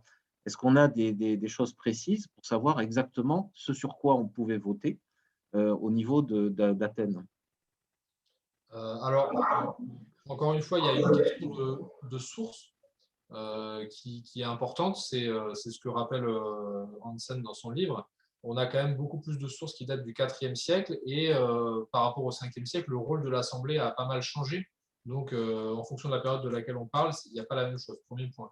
Si on regarde les décrets qu'on a retrouvés, au IVe siècle, là où l'Assemblée votait moins de choses qu'au Ve siècle, la majorité des décrets qui ont été retrouvés, alors ça ne veut pas dire que c'était la majorité de ce qui était voté, hein, mais c'est le plus de sources qu'on a retrouvées, c'était des décrets qui concernaient, par exemple, des décrets honorifiques pour honorer tel ou tel citoyen qui aurait rempli une office de manière satisfaisante. C'était des décrets par rapport à des traités de paix ou des traités d'alliance, donc c'était beaucoup la politique étrangère aussi. Donc c'était principalement ça au IVe siècle dont s'occupait l'Assemblée, puisque certains de ces pouvoirs avaient été dévolus à d'autres institutions. Là, on peut prendre une autre question, le temps que je te trouve des exemples concrets si tu veux, parce que j'ai le livre sous la main, donc je peux trouver un exemple concret si ça t'intéresse, il n'y a pas de souci. Okay. Il y a une Annick qui voulait prendre la parole. Annick, tu peux brancher ton micro. On ne t'entend pas, il faudrait que tu branches ton micro. Il faudrait que tu autorises le micro en bas. Voilà, c'est bon. Et que tu reprennes depuis le début. C'est bon, hein? Ouais. Non, je voulais poursuivre sur ce qu'avait dit Thierry, sur la passion de la démocratie, la passion de la politique. Et je pense que Castoriadis, il avait repris ce que Platon et Aristote disaient, c'est-à-dire qu'un régime crée les citoyens qui lui conviennent. C'est-à-dire que aussi, à partir du moment où on est dans un régime démocratique, en fait, toute la vie s'organise depuis qu'on est enfant autour du fait qu'on participe. Et donc, on est habitué à participer, on est élevé pour participer. Tout est dirigé vers ça. Alors que dans notre régime, c'est exactement l'inverse. Le régime nous crée tel qu'on ne s'occupe surtout pas de leurs affaires. Donc, depuis qu'on est tout petit, on est entraîné à ne pas s'occuper de leurs affaires. Et tout va dans le même sens. Donc, je pense que cette passion, elle naît aussi parce qu'on est dans cette ambiance. Et donc, progressivement, ça peut revenir. Voilà. Simplement, c'est difficile de sortir du cercle vicieux, quoi, parce que pour le moment, on est dans ce cercle vicieux qu'on nous a formaté tel que le régime nous veut. Mais donc, il faut sortir de ce formatage, quoi, de cette aliénation. C'est notre travail maintenant. Oui, ta remarque est très juste et ça me donne envie de dire, effectivement, on pourrait se dire qu'il faudrait d'abord faire tout un travail d'éducation avant de se mettre à la démocratie directe, mais si ce travail se fait à vide, c'est-à-dire théorique, on se prépare pour plus tard, ça ne peut pas marcher. Il faut vraiment y être pour que la passion naisse et pour que l'envie soit là. Ouais, il faut faire tout en même temps, en somme. Et alors, on a l'impression, quand on lit, alors je ne suis pas du tout spécialiste, mais pour les quelques lectures que j'ai pu faire, effectivement, qu'il y a quelque chose presque d'ordre anthropologique, en tout cas dans la civilisation grecque et athénienne de l'époque, de pouvoir participer, en tout cas. Ça fait partie de la vie. Comme tu disais, on grandit avec ça. Il y a toute une éducation aussi qui se fait, des cercles de sociabilité aussi. Donc ça, c'est véritablement quelque chose qu'on a perdu, mais qui serait à recréer avec. Ouais, et puis aussi, on en discute aussi à d'autres endroits. On ne fait pas que la politique que les jours d'assemblée, quoi. On fait de la politique partout, partout où on se rencontre, dans la rue, au gymnase, on parle politique. Enfin, on le voit bien, quoi, dans les dialogues de Platon ou dans les discours de Démosthène. Enfin, les gens, ils discutaient, quoi, constamment. C'était tout le temps, c'était présent. Donc, il n'y a pas cette séparation non plus entre quelque chose qui se fait à un certain moment et puis le reste de la vie. Et donc, ce n'est pas non plus qu'on devrait gagner du temps sur le reste de la vie, c'est aussi que c'est quelque chose de présent tout le temps. Ouais, ça, je pense que c'est quelque chose à toujours garder en tête, effectivement. Et puis l'espace de la ville aussi. Là, on est très loin de l'espace de la ville actuelle et en tout cas de ce qu'elle est en train de devenir pour être des lieux voilà, dévolus à la marchandisation et liés à la consommation ou bien au loisir, enfin en tout cas très spécifiés. Il faut concevoir une ville aussi où les lieux de rassemblement sont là et sont dédiés à ça, quoi, à cet échange. Ouais, merci. Oui, une remarque de Thierry. Le travail démocratique n'est pas un préalable, il s'effectue par la pratique démocratique. Oui, tout à fait. Hein. On a du mal à imaginer, en tout cas, qu'il pourrait y avoir une préparation préalable pour de faux, entre guillemets. Il faut vraiment être dans la décision et la pratique. Est-ce que tu as trouvé des exemples concrets sur les décisions? Oui, j'ai un paragraphe qui peut répondre à la question de Stéphane. L'auteur nous dit « La discussion et l'adoption de décrets étaient de loin la tâche la plus importante et la plus longue de l'Assemblée. Cela ressortira assez facilement d'une brève énumération de tous les décrets connus pour la période 403-322, donc le IVe siècle. Le peuple se réunissait 30 à 40 fois l'an et adoptait entre 9 et 10 décrets par séance. Donc, on peut estimer que sur ces 82 années concernées, ils ont voté, il y aurait eu à peu près 3000 séances, et donc en moyenne, il y aurait eu à peu près à la louche 30 000 décrets au total en 82 ans adoptés. Donc, il y avait quand même du travail fait par l'Assemblée.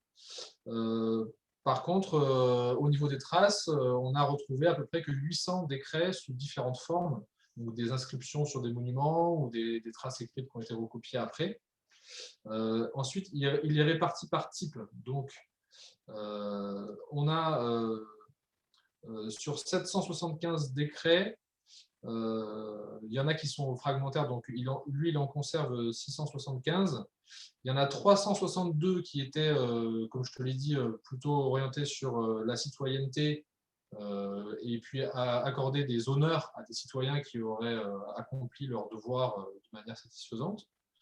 192 décrets de politique étrangère, donc quasiment un quart du total qui a été retrouvé. 35 qui concernaient les cultes et des fêtes. 17 concernant les finances et les travaux publics. 20 concernant l'administration de la justice, 16 pour les procédures de fonctionnement de l'Assemblée, 11 décrets-lois et 13 décrets divers. Donc, tu vois, alors là, au IVe siècle, on a quand même une activité qui est principalement orientée sur les décrets par rapport à des citoyens, aux situations de certains citoyens en particulier, et surtout sur la politique étrangère. Si on avait des traces du Ve siècle, on aurait probablement d'autres types de décrets sur des lois plus générales, puisque au IVe siècle, l'Assemblée n'était plus habilitée à modifier le code de loi toute seule. Il y avait toute une procédure que je n'ai pas détaillée parce que c'était un peu complexe. Et au Ve siècle, elle supervisait aussi pas mal de budgets. Mais il y avait quand même pas mal de choses qui, n'étant pas forcément votées directement par l'Assemblée, devaient d'abord être validées, des procédures qui devaient être soit déclenchées, soit validées par l'Assemblée pour ensuite suivre leur cours à travers les autres institutions. Donc l'Assemblée restait quand même le cœur, ce qui a fait dire à certains historiens qu'ils considéraient que l'Assemblée du peuple était souveraine, au sens où c'était celle qui était le cœur de la décision. Et ça a été probablement très, très, très vrai au Ve siècle et un peu moins au IVe siècle, où les contre-pouvoirs étaient un peu plus puissants. Voilà. Merci pour ces précisions. Il y avait une question sur Facebook particulièrement intéressante, puisque c'est un aspect qu'on n'a pas évoqué. On a dit qu'on parle de citoyens depuis le début de l'intervention, et effectivement, on ne parle pas des citoyennes. Donc, quelle était la place des citoyennes dans cette démocratie athénienne? Alors justement, c'est une partie que je voulais aborder, mais comme j'ai été très lent sur ma présentation, je n'ai pas eu le temps. Alors, ça tombe bien que la question soit posée. Tout simplement, comme on l'a vu, malheureusement, à l'époque, les femmes n'étaient pas citoyennes, n'avaient pas de droit politique, et elles avaient par contre un rôle familial très important, et même certains travaux agraires qui leur étaient dévolus. Donc, en termes de poids politique, de prise de décision dans la cité, elles n'avaient pas voix au chapitre. Elles avaient un rôle qui était plus dans le domaine de la sphère privée. Donc, effectivement, d'ailleurs, ce qui fait dire à l'auteur, j'avais trouvé une citation qui me paraissait intéressante. Il n'est pas interdit de penser que c'est le travail des femmes, plus encore que celui des esclaves, qui a permis aux citoyens mâles d'Athènes de faire fonctionner les institutions politiques. Dit autrement, forcément, si la femme est à la maison et s'occupe de choses dont le mari ne s'occupe jamais, bah, ça libère du temps. Voilà, donc effectivement, ça joue dans le temps consacré ou qu'on peut consacrer. Tout à fait. Et donc la personne qui posait la question demandait quelle place auraient les citoyennes dans notre époque moderne. Et effectivement, ça c'est une réflexion qui est importante, puisque on voit que si on voulait mettre en place des assemblées de ce type aujourd'hui, il est bien évident qu'elles devraient être ouvertes à tout le monde, à toutes et à tous, mais ça implique aussi une réflexion sur qu'est-ce qui doit être mis en œuvre pour permettre cette disponibilité aux femmes qui peuvent être mères de famille par ailleurs. Donc ça, ce serait une question importante. Et puis l'autre, je repars sur ta remarque de tout à l'heure sur la rhétorique et le fait qu'il y avait des orateurs qui vraiment prenaient régulièrement la parole. Il y a cette question-là aussi, comment faire grandir dans une société des citoyens et des citoyennes à égale confiance en eux pour prendre la parole en public dans une assemblée. Et là, je pense que c'est des questions qui seraient intéressantes à poser, en tout cas qui se poseraient si on voulait mettre en place ce type d'assemblée. Alors là, une remarque de Stéphane sur l'Assemblée des femmes d'Aristophane imagine un rôle politique pour les femmes. On avait une question, je crois. Quelle a été l'adhésion? Une question de Valentin. L'adhésion de ceux qui ne pouvaient pas participer à la vie politique comme les esclaves. Oui, c'est une bonne question, parce qu'effectivement, tu l'as montré sur le schéma, il y a une grande partie de la population qui n'est pas considérée comme citoyen. Alors, est-ce qu'il y avait des revendications de leur côté? Je ne sais pas, mais en tout cas, voilà, visiblement, il y avait une adhésion. Ça reste aussi longtemps. L'esclavage? Non, en tout cas, je veux dire une adhésion au système démocratique. Une adhésion au système démocratique, oui. En fait, ce qui met fin à la démocratie à Athènes, c'est un facteur extérieur, puisque c'est la conquête par la Macédoine, et donc qui cherche des appuis au sein de la cité pour mettre en place un régime athénien qui va être arrangeant pour les Macédoniens. Et donc, c'est ça qui met fin à la démocratie. Pour ce qui concerne le statut des esclaves, les esclaves dans la Grèce antique sont considérés comme des personnes non libres, et certains auteurs les comparent aux animaux domestiques ou même à des choses immobiles. Donc, ils ne se posaient pas la question au niveau politique de leur donner des droits dans la cité. Malheureusement, là j'ai le souvenir, mais il faudrait que je retrouve la source précise, qu'il y a eu une proposition de libérer tous les esclaves et ça a été rejeté par l'Assemblée. Et l'auteur de cette proposition a même été attaqué au tribunal après, puisque la personne qui l'a attaqué estimait que sa proposition mettait en danger la cité. Donc, c'était pas quelque chose. La fin de l'esclavage, c'était pas quelque chose qui était défendu par la majorité des citoyens athéniens. Merci. Il y a une question de Laurent qui voudrait prendre la parole. Laurent, tu peux brancher ton micro. Oui, bonsoir. Bon, Bonsoir. déjà, merci pour votre présentation.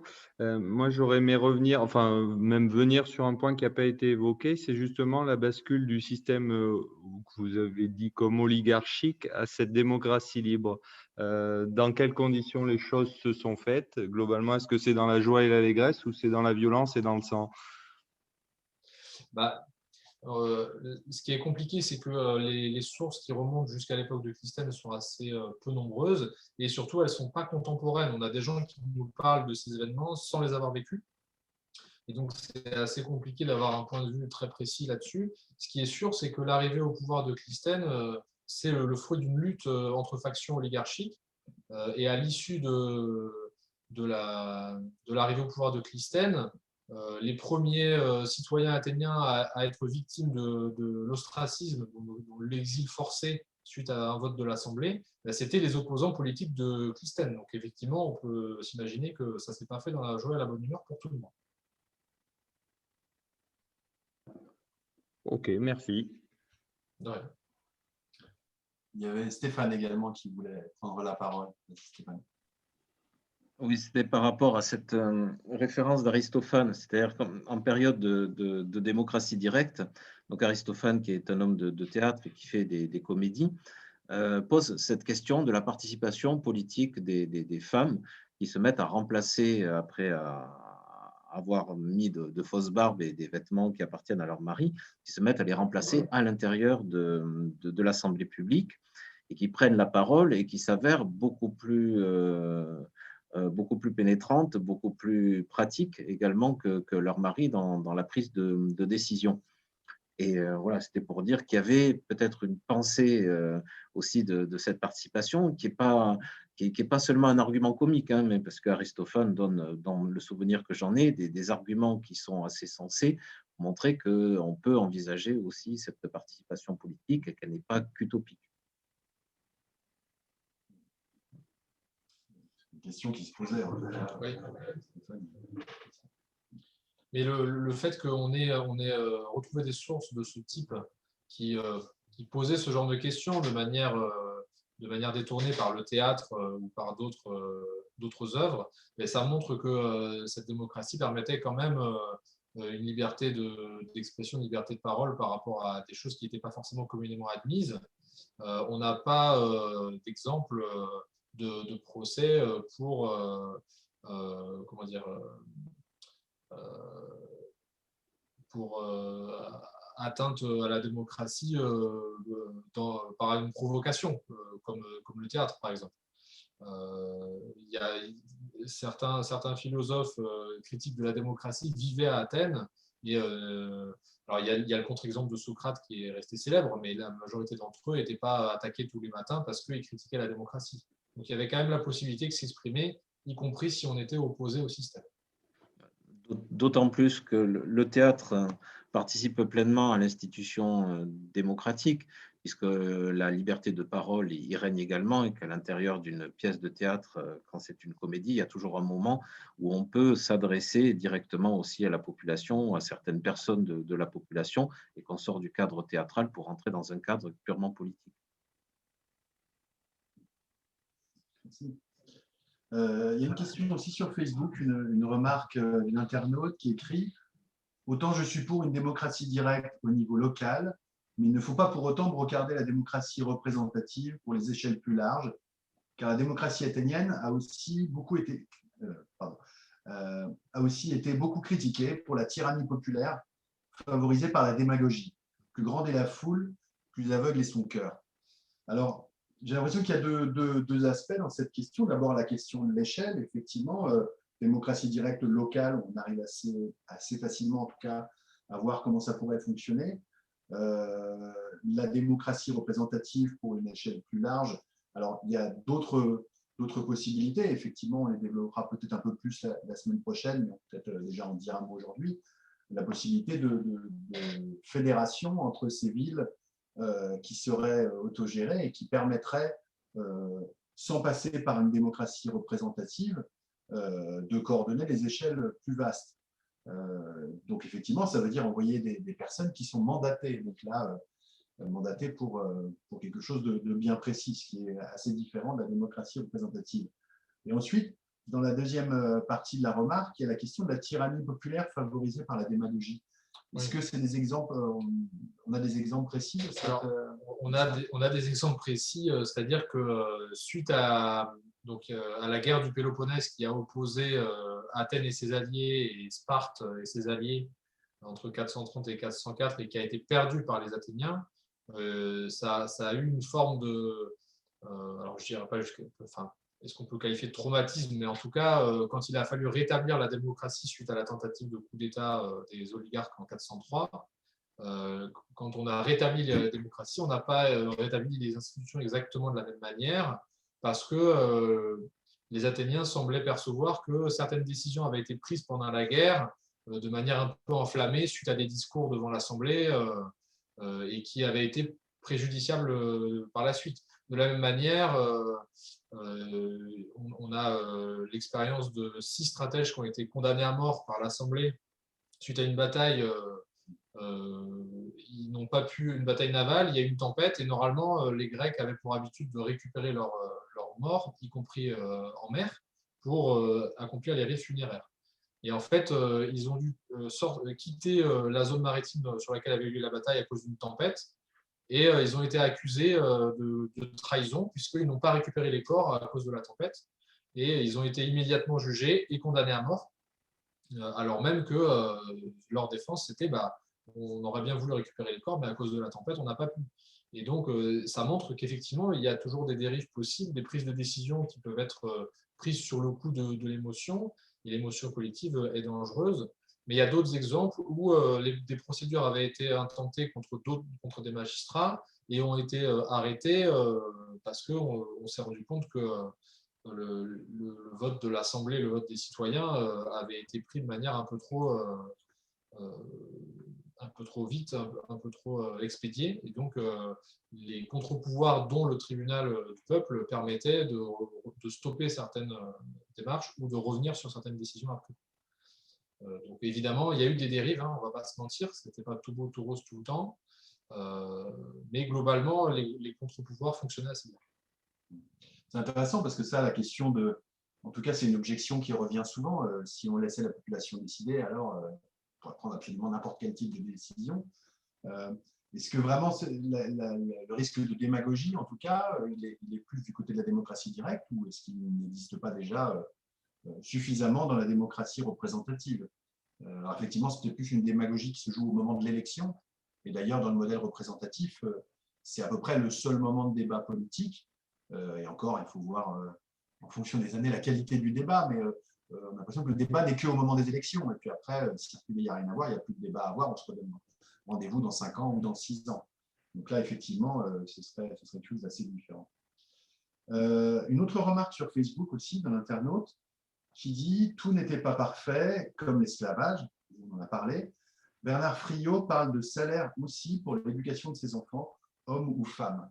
Et effectivement, je crois que c'était quelque chose dont vous nous avez déjà parlé, la question de la disponibilité pour pouvoir intervenir et participer à la démocratie directe, la question de la subsistance, et effectivement, donc, la proposition de Bernard Friot, qui est la question du salaire à vie, en fait, un salaire qui soit détaché d'un emploi direct, ça pourrait être des solutions, en tout cas une des pistes qui pourrait amener à faire fonctionner la démocratie directe.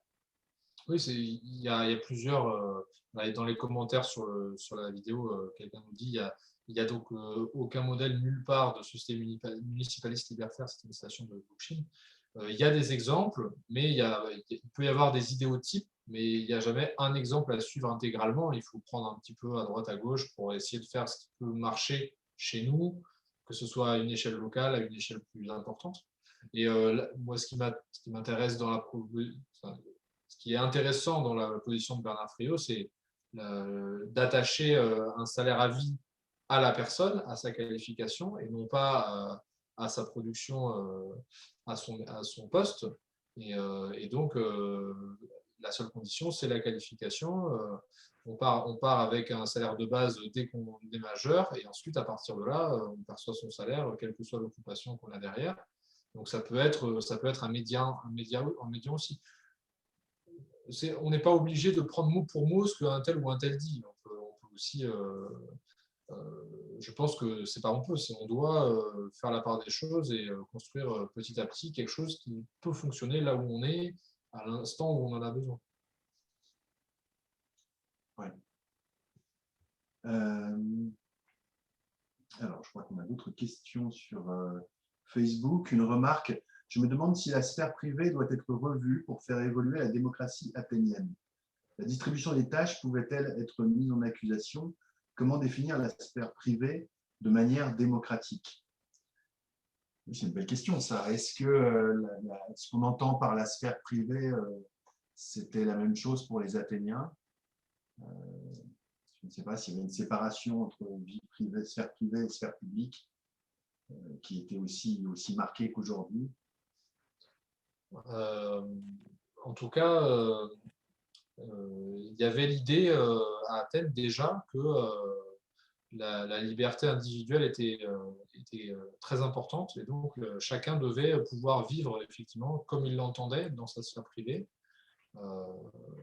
Et donc le collectif était là pour organiser la vie en commun, mais sans imposer des manières de vivre. En tout cas, cas de manière politique par des lois ou des décrets. Donc il y avait déjà une différence entre les deux. Alors, je ne sais pas si Annick veut ajouter quelque chose sur ce sujet particulièrement, mais il me semble qu'il y avait déjà une distinction.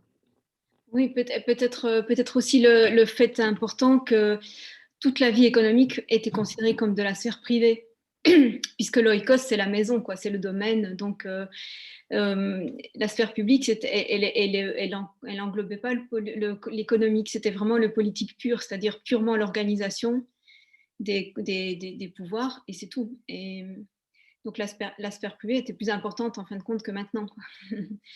Enfin, en tout cas, elle incluait plus elle incluait plus que ce qu'on considère maintenant, puisque maintenant l'économie est en fait un sujet vraiment, un thème important de la politique. Et peut-être insister aussi sur ce fait que la sphère publique est le lieu où on se distingue, c'est le lieu où on acquiert une certaine gloire. On essaye de faire des hauts faits, il y a quelque chose qui est lié à l'héroïsme, en grande partie parce que ce sont des cités guerrières, mais pas seulement. Aussi pour des raisons de effectivement faire quelque chose de remarquable pour sa cité dans quelques domaines que ce soit. Ça peut être aussi dans les domaines artistiques, diplomatiques, etc. Et donc ce côté que entrer dans la sphère publique, c'est aussi essayer de se donner une renommée pour soi, pour sa descendance. Ouais, c'est pas un lieu d'intérêt matériel, quoi. C'est un lieu d'intérêt symbolique.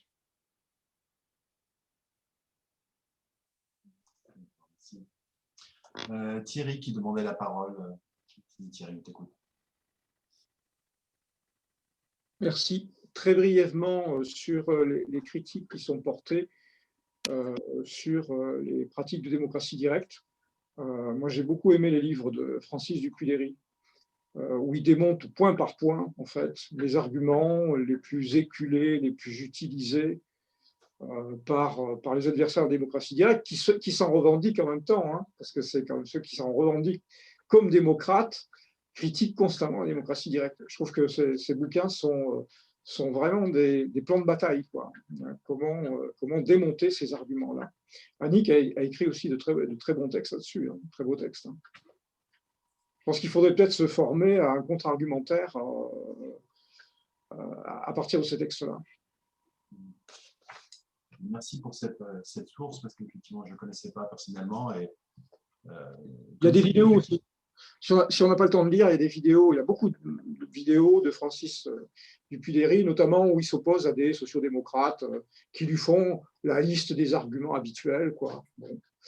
Et il a un humour assez caustique, en même temps caustique et bienveillant. Bon, j'aime bien ce garçon. Merci. Alors, je pensais tout à l'heure, il y a une question qui est passée sur Facebook qui concernait le tirage au sort. Comment est-ce qu'on pourrait mettre en place un tirage au sort? Je voulais poser la question aux personnes qui sont là ce soir, puisque si vous êtes dans la réunion avec nous, vous pouvez à tout moment prendre la parole sur qu'est-ce qui, en tout cas, qui vous semblerait souhaitable et désirable aujourd'hui parmi ces aspects de la démocratie directe athénienne. Est-ce que c'est la question du tirage au sort? Est-ce que c'est la question du limite des mandats possibles? Quels sont les aspects qu'on pourrait assez facilement… Parce que la question du tirage au sort, finalement, et comme tu le disais tout à l'heure, il y avait un certain nombre de limites à l'époque matérielles et techniques pour pouvoir organiser les choses. Aujourd'hui, une bonne partie de ces arguments-là sont tombés, en fait, parce qu'on a assez facilement de quoi faire une banque de données de personnes, un tirage au sort qui soit juste. Enfin, on a vraiment beaucoup de moyens qui sont à notre disposition et qui, il me semble, font tomber pas mal d'arguments en défaveur de la démocratie directe. Je ne sais pas s'il y a d'autres personnes qui souhaitaient intervenir sur ça, sur ce qu'elles pensent de ce modèle de fonctionnement. Est-ce que ce serait souhaitable ou pas?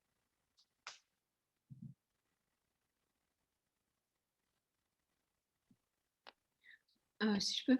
Peut-être qu'à l'heure actuelle, on confond parfois tirage au sort de l'exécutif et tirage au sort du législatif. Enfin, je veux dire, l'Assemblée, elle ne doit pas être tirée au sort. C'est-à-dire l'Assemblée, elle doit être générale, sinon on n'est pas dans une démocratie directe.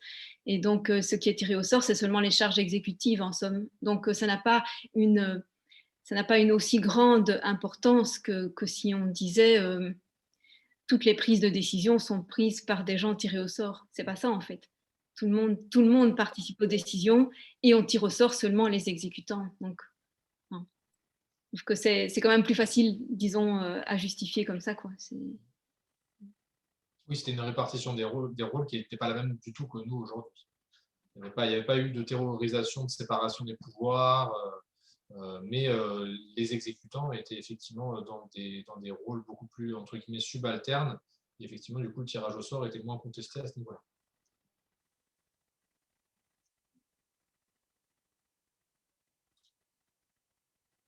Après, le tirage au sort, on en parlera sans doute encore la semaine prochaine, mais il y a eu des expérimentations récentes de tirage au sort à différentes échelles.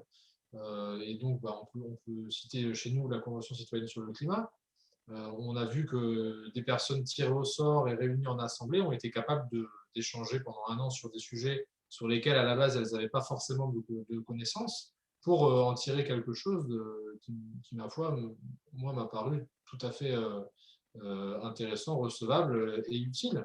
Donc, ça montre que le tirage au sort ne sélectionne pas que les personnes qui savent rien ou que les personnes qui savent tout.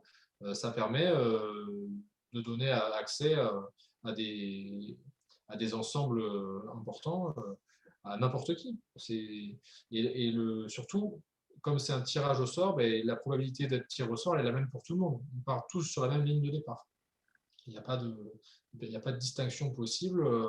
Alors que dans une élection, il y a toujours une différence avec l'expérience, le charisme, le financement plus ou moins important, l'appareil partisan plus ou moins important, la notoriété. Dans un tirage au sort, ça peut tomber sur n'importe qui, quoi. En tout cas, ça réduit énormément la question du financement des campagnes électorales. Parce que là, actuellement, c'est vraiment un des enjeux qui fait que la plupart des démocraties représentatives sont vite gangrénées par le pouvoir de l'argent, puisqu'il faut des sommes tellement colossales pour pouvoir exister sur une scène politique qu'on est obligé de pactiser avec le pouvoir économique pour cela. Donc effectivement, la question du tirage au sort, en tout cas, elle permet de rêver à cela, en tout cas de rêver au fait de dégager ces questions de financement de campagne.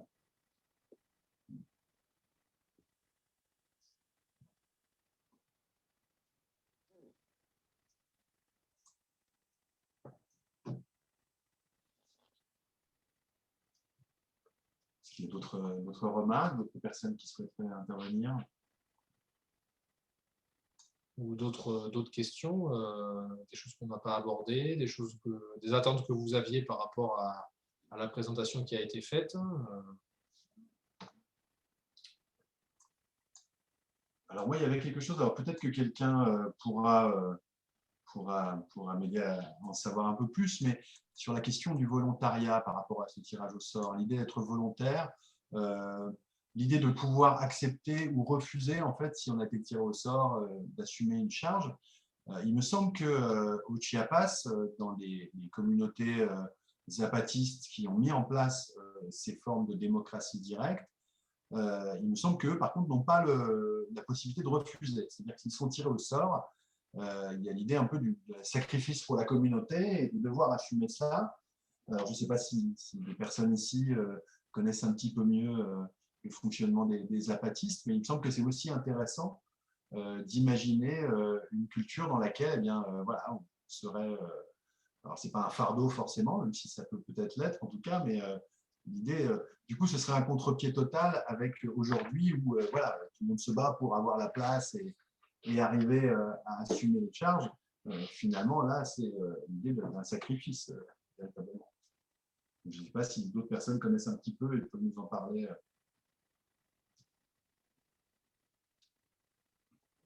Bon, moi, je connais un petit peu, oui, c'est vrai que les zapatistes, ils considèrent que c'est un service à la communauté qu'on donne quand on va au conseil. Enfin, là, les assemblées réunissent tout le monde, donc là, il n'y a pas besoin de tirage au sort, mais quand on va au conseil de gouvernement plus central, donc on doit quitter son travail, son village, sa famille pendant c'est variable, mais disons plus ou moins un mois, à tour de rôle, c'est un sacrifice. Et donc, c'est considéré comme un service qu'on rend, et donc on n'a pas le droit de refuser quand on est tiré au sort. Et en plus, il faut que tout le monde y passe. Il y a aussi cette idée de rotation qu'ils ont vraiment reprise. Mais Platon disait qu'il ne faut surtout pas donner le pouvoir à ceux qui le demandent. Et ça, c'est vraiment tellement, tellement crucial, c'est tellement central contre l'idée justement qu'on se propose, quoi. Personne ne doit se proposer, en fait. Ou bien tout le monde est là, ou bien on est tiré au sort, mais il n'y a pas d'intermédiaire. On ne donne pas le pouvoir à quelqu'un qui se propose. Et ça c'est vraiment tellement fondamental. Aussi dans l'idée que le pouvoir n'apporte rien, c'est-à-dire ça n'apporte rien d'avoir une charge. Ça ne donne pas de... Ça ne rapporte pas d'argent, ça ne donne pas d'avantages, de privilèges, de quoi que ce soit. Éventuellement, si on l'a fait bien, on aura une reconnaissance.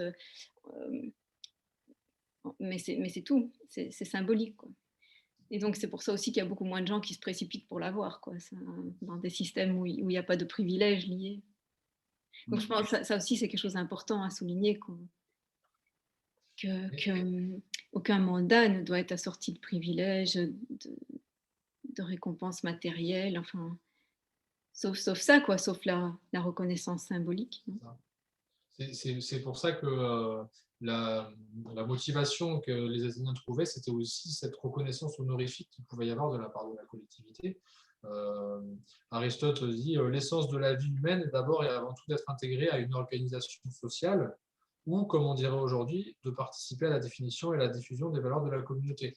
En fait, l'idée de participer à un tout était déjà suffisamment motrice.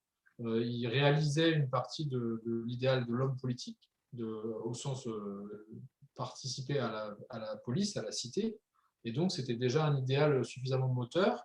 Et la carotte, entre guillemets, si je puis dire, c'était ces récompenses honorifiques qui n'étaient pas des gains matériels ou autres, mais qui montraient la reconnaissance de l'ensemble de la cité pour avoir pris quelque chose qui était effectivement considéré comme une charge, pas comme une rémunération. Et donc, effectivement, c'était un moteur assez important. En tout cas, pour qu'on ait retrouvé dans les sources une proportion aussi importante de décrets honorifiques, de choses qui mettent en valeur des citoyens par rapport à leur gestion d'une charge, c'est que ça devait jouer un rôle moteur. Peut-être que ça, c'est aussi parce qu'il y avait beaucoup de charges qui demandaient justement qu'on engage de son propre argent. En fait, beaucoup de charges qui étaient de l'entretien de bâtiments publics, de temples, etc., ou de cérémonies, où en fait, celui qui était chargé, il devait débourser de lui-même, en fait, il n'était jamais remboursé, ce n'était pas de l'argent public. Et donc, c'est vrai que pour ces charges-là, par exemple, on avait le droit de refuser exceptionnellement en disant « je n'ai pas l'argent pour pouvoir l'assumer ». Et donc à ce moment-là, effectivement, il y a eu beaucoup de cette idée de bienfaiteur privé aussi pour des questions matérielles. Peut-être comme on retrouve un peu aux États-Unis. C'est l'idée de, enfin bon, dans un tout autre contexte, mais l'idée de mécénat. Merci, c'est facile. Thierry, tu voulais prendre la parole? Alors, on ne t'entend pas, le micro ne doit pas être branché. Une petite anecdote très courte. On a rencontré, Pat et Christelle étaient là, ainsi que d'autres personnes et moi-même, un zapatiste, un Mexicain, du côté de Montauban d'ailleurs, et qui nous parlait de ça. Et Annick parle du mot sacrifice, lui en utilisait un autre pour les gens qui étaient mandatés par une communauté. Pour certains d'entre nous, c'est une punition. Il a utilisé le terme, et on lui a dit, mais qu'est-ce qu'on fait dans ce cas-là? On a affaire à des gens qui sentent ça comme une punition. Il a répondu, on leur dit, on est avec vous, on va en parler ensemble et on a besoin de vous. Et le rempart contre la prise de pouvoir de quelques-uns, c'est la participation politique de tous et de toutes. C'est ce qu'il nous a répondu. Ça nous a quand même heurté, quoi, une punition, vous imaginez. Donc c'est pire qu'un sacrifice dans certains cas. Voilà, c'est tout. En tout cas, c'est vraiment un renversement de perspective radicale par rapport à ce qu'on connaît aujourd'hui. Ça change absolument tout. y a une question sur Facebook, quelqu'un qui écrit « J'aimerais savoir quels enseignements tirer de la démocratie athénienne pour une politique actuelle, quels procédés seraient concrètement applicables si l'on devait poser un système plus direct ?» Vaste question. Là, je pense que ce sera beaucoup la semaine prochaine avec l'intervention de Annick et de Claude Kaiser, effectivement, qui parleront plus d'étapes concrètes d'un passage. Peut-être qu'on peut commencer à en esquisser quelque chose aujourd'hui. En tout cas, ça se passerait à l'échelle de la commune, effectivement. On aurait du mal à envisager un passage à la démocratie directe à une autre échelle que la commune, voilà, un lieu où les personnes peuvent se rencontrer physiquement et faire communauté physiquement. Ça paraît important. Bon, Claude pourra nous parler, puisque lui, en tout cas, ils expérimentent la démocratie directe dans un petit village depuis quelques années maintenant. Donc, voilà, je pense qu'il faut observer, en tout cas, les municipalités dans lesquelles se tentent des choses comme ça. Ce serait en tout cas la première étape.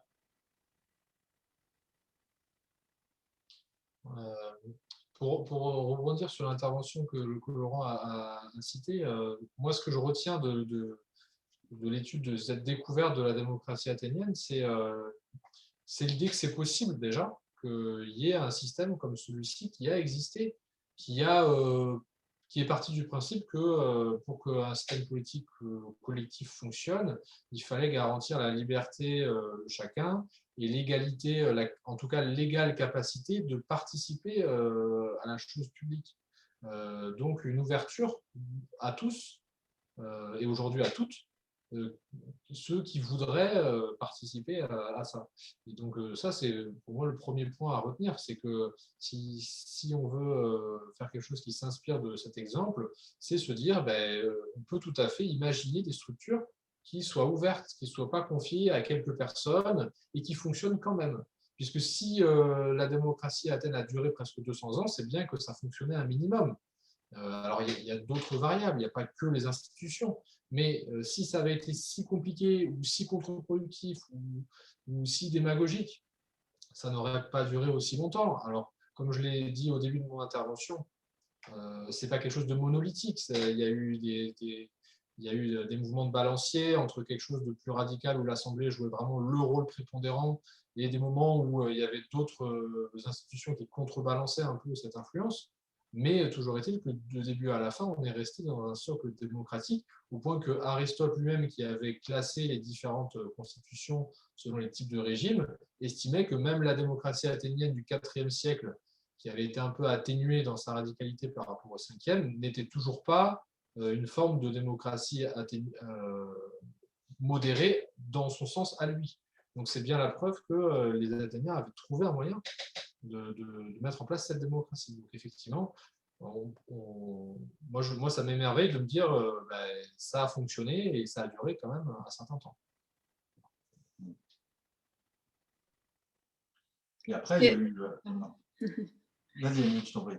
Ce qui est frappant aussi, je trouve, ce dont je pense qu'on devrait s'inspirer, c'est le nombre de précautions qu'ils ont prises pour éviter les dérives, les prises de pouvoir personnelles, les renversements, pour s'assurer que justement c'est un équilibre des pouvoirs, qu'une proposition soit éventuellement revue plusieurs fois par des instances différentes, enfin bref, donc toutes ces précautions formelles qu'ils ont installées, et je crois que il faut savoir que c'est nécessaire de mettre une certaine organisation formelle en place et de ne pas penser que la spontanéité suffit pour tout.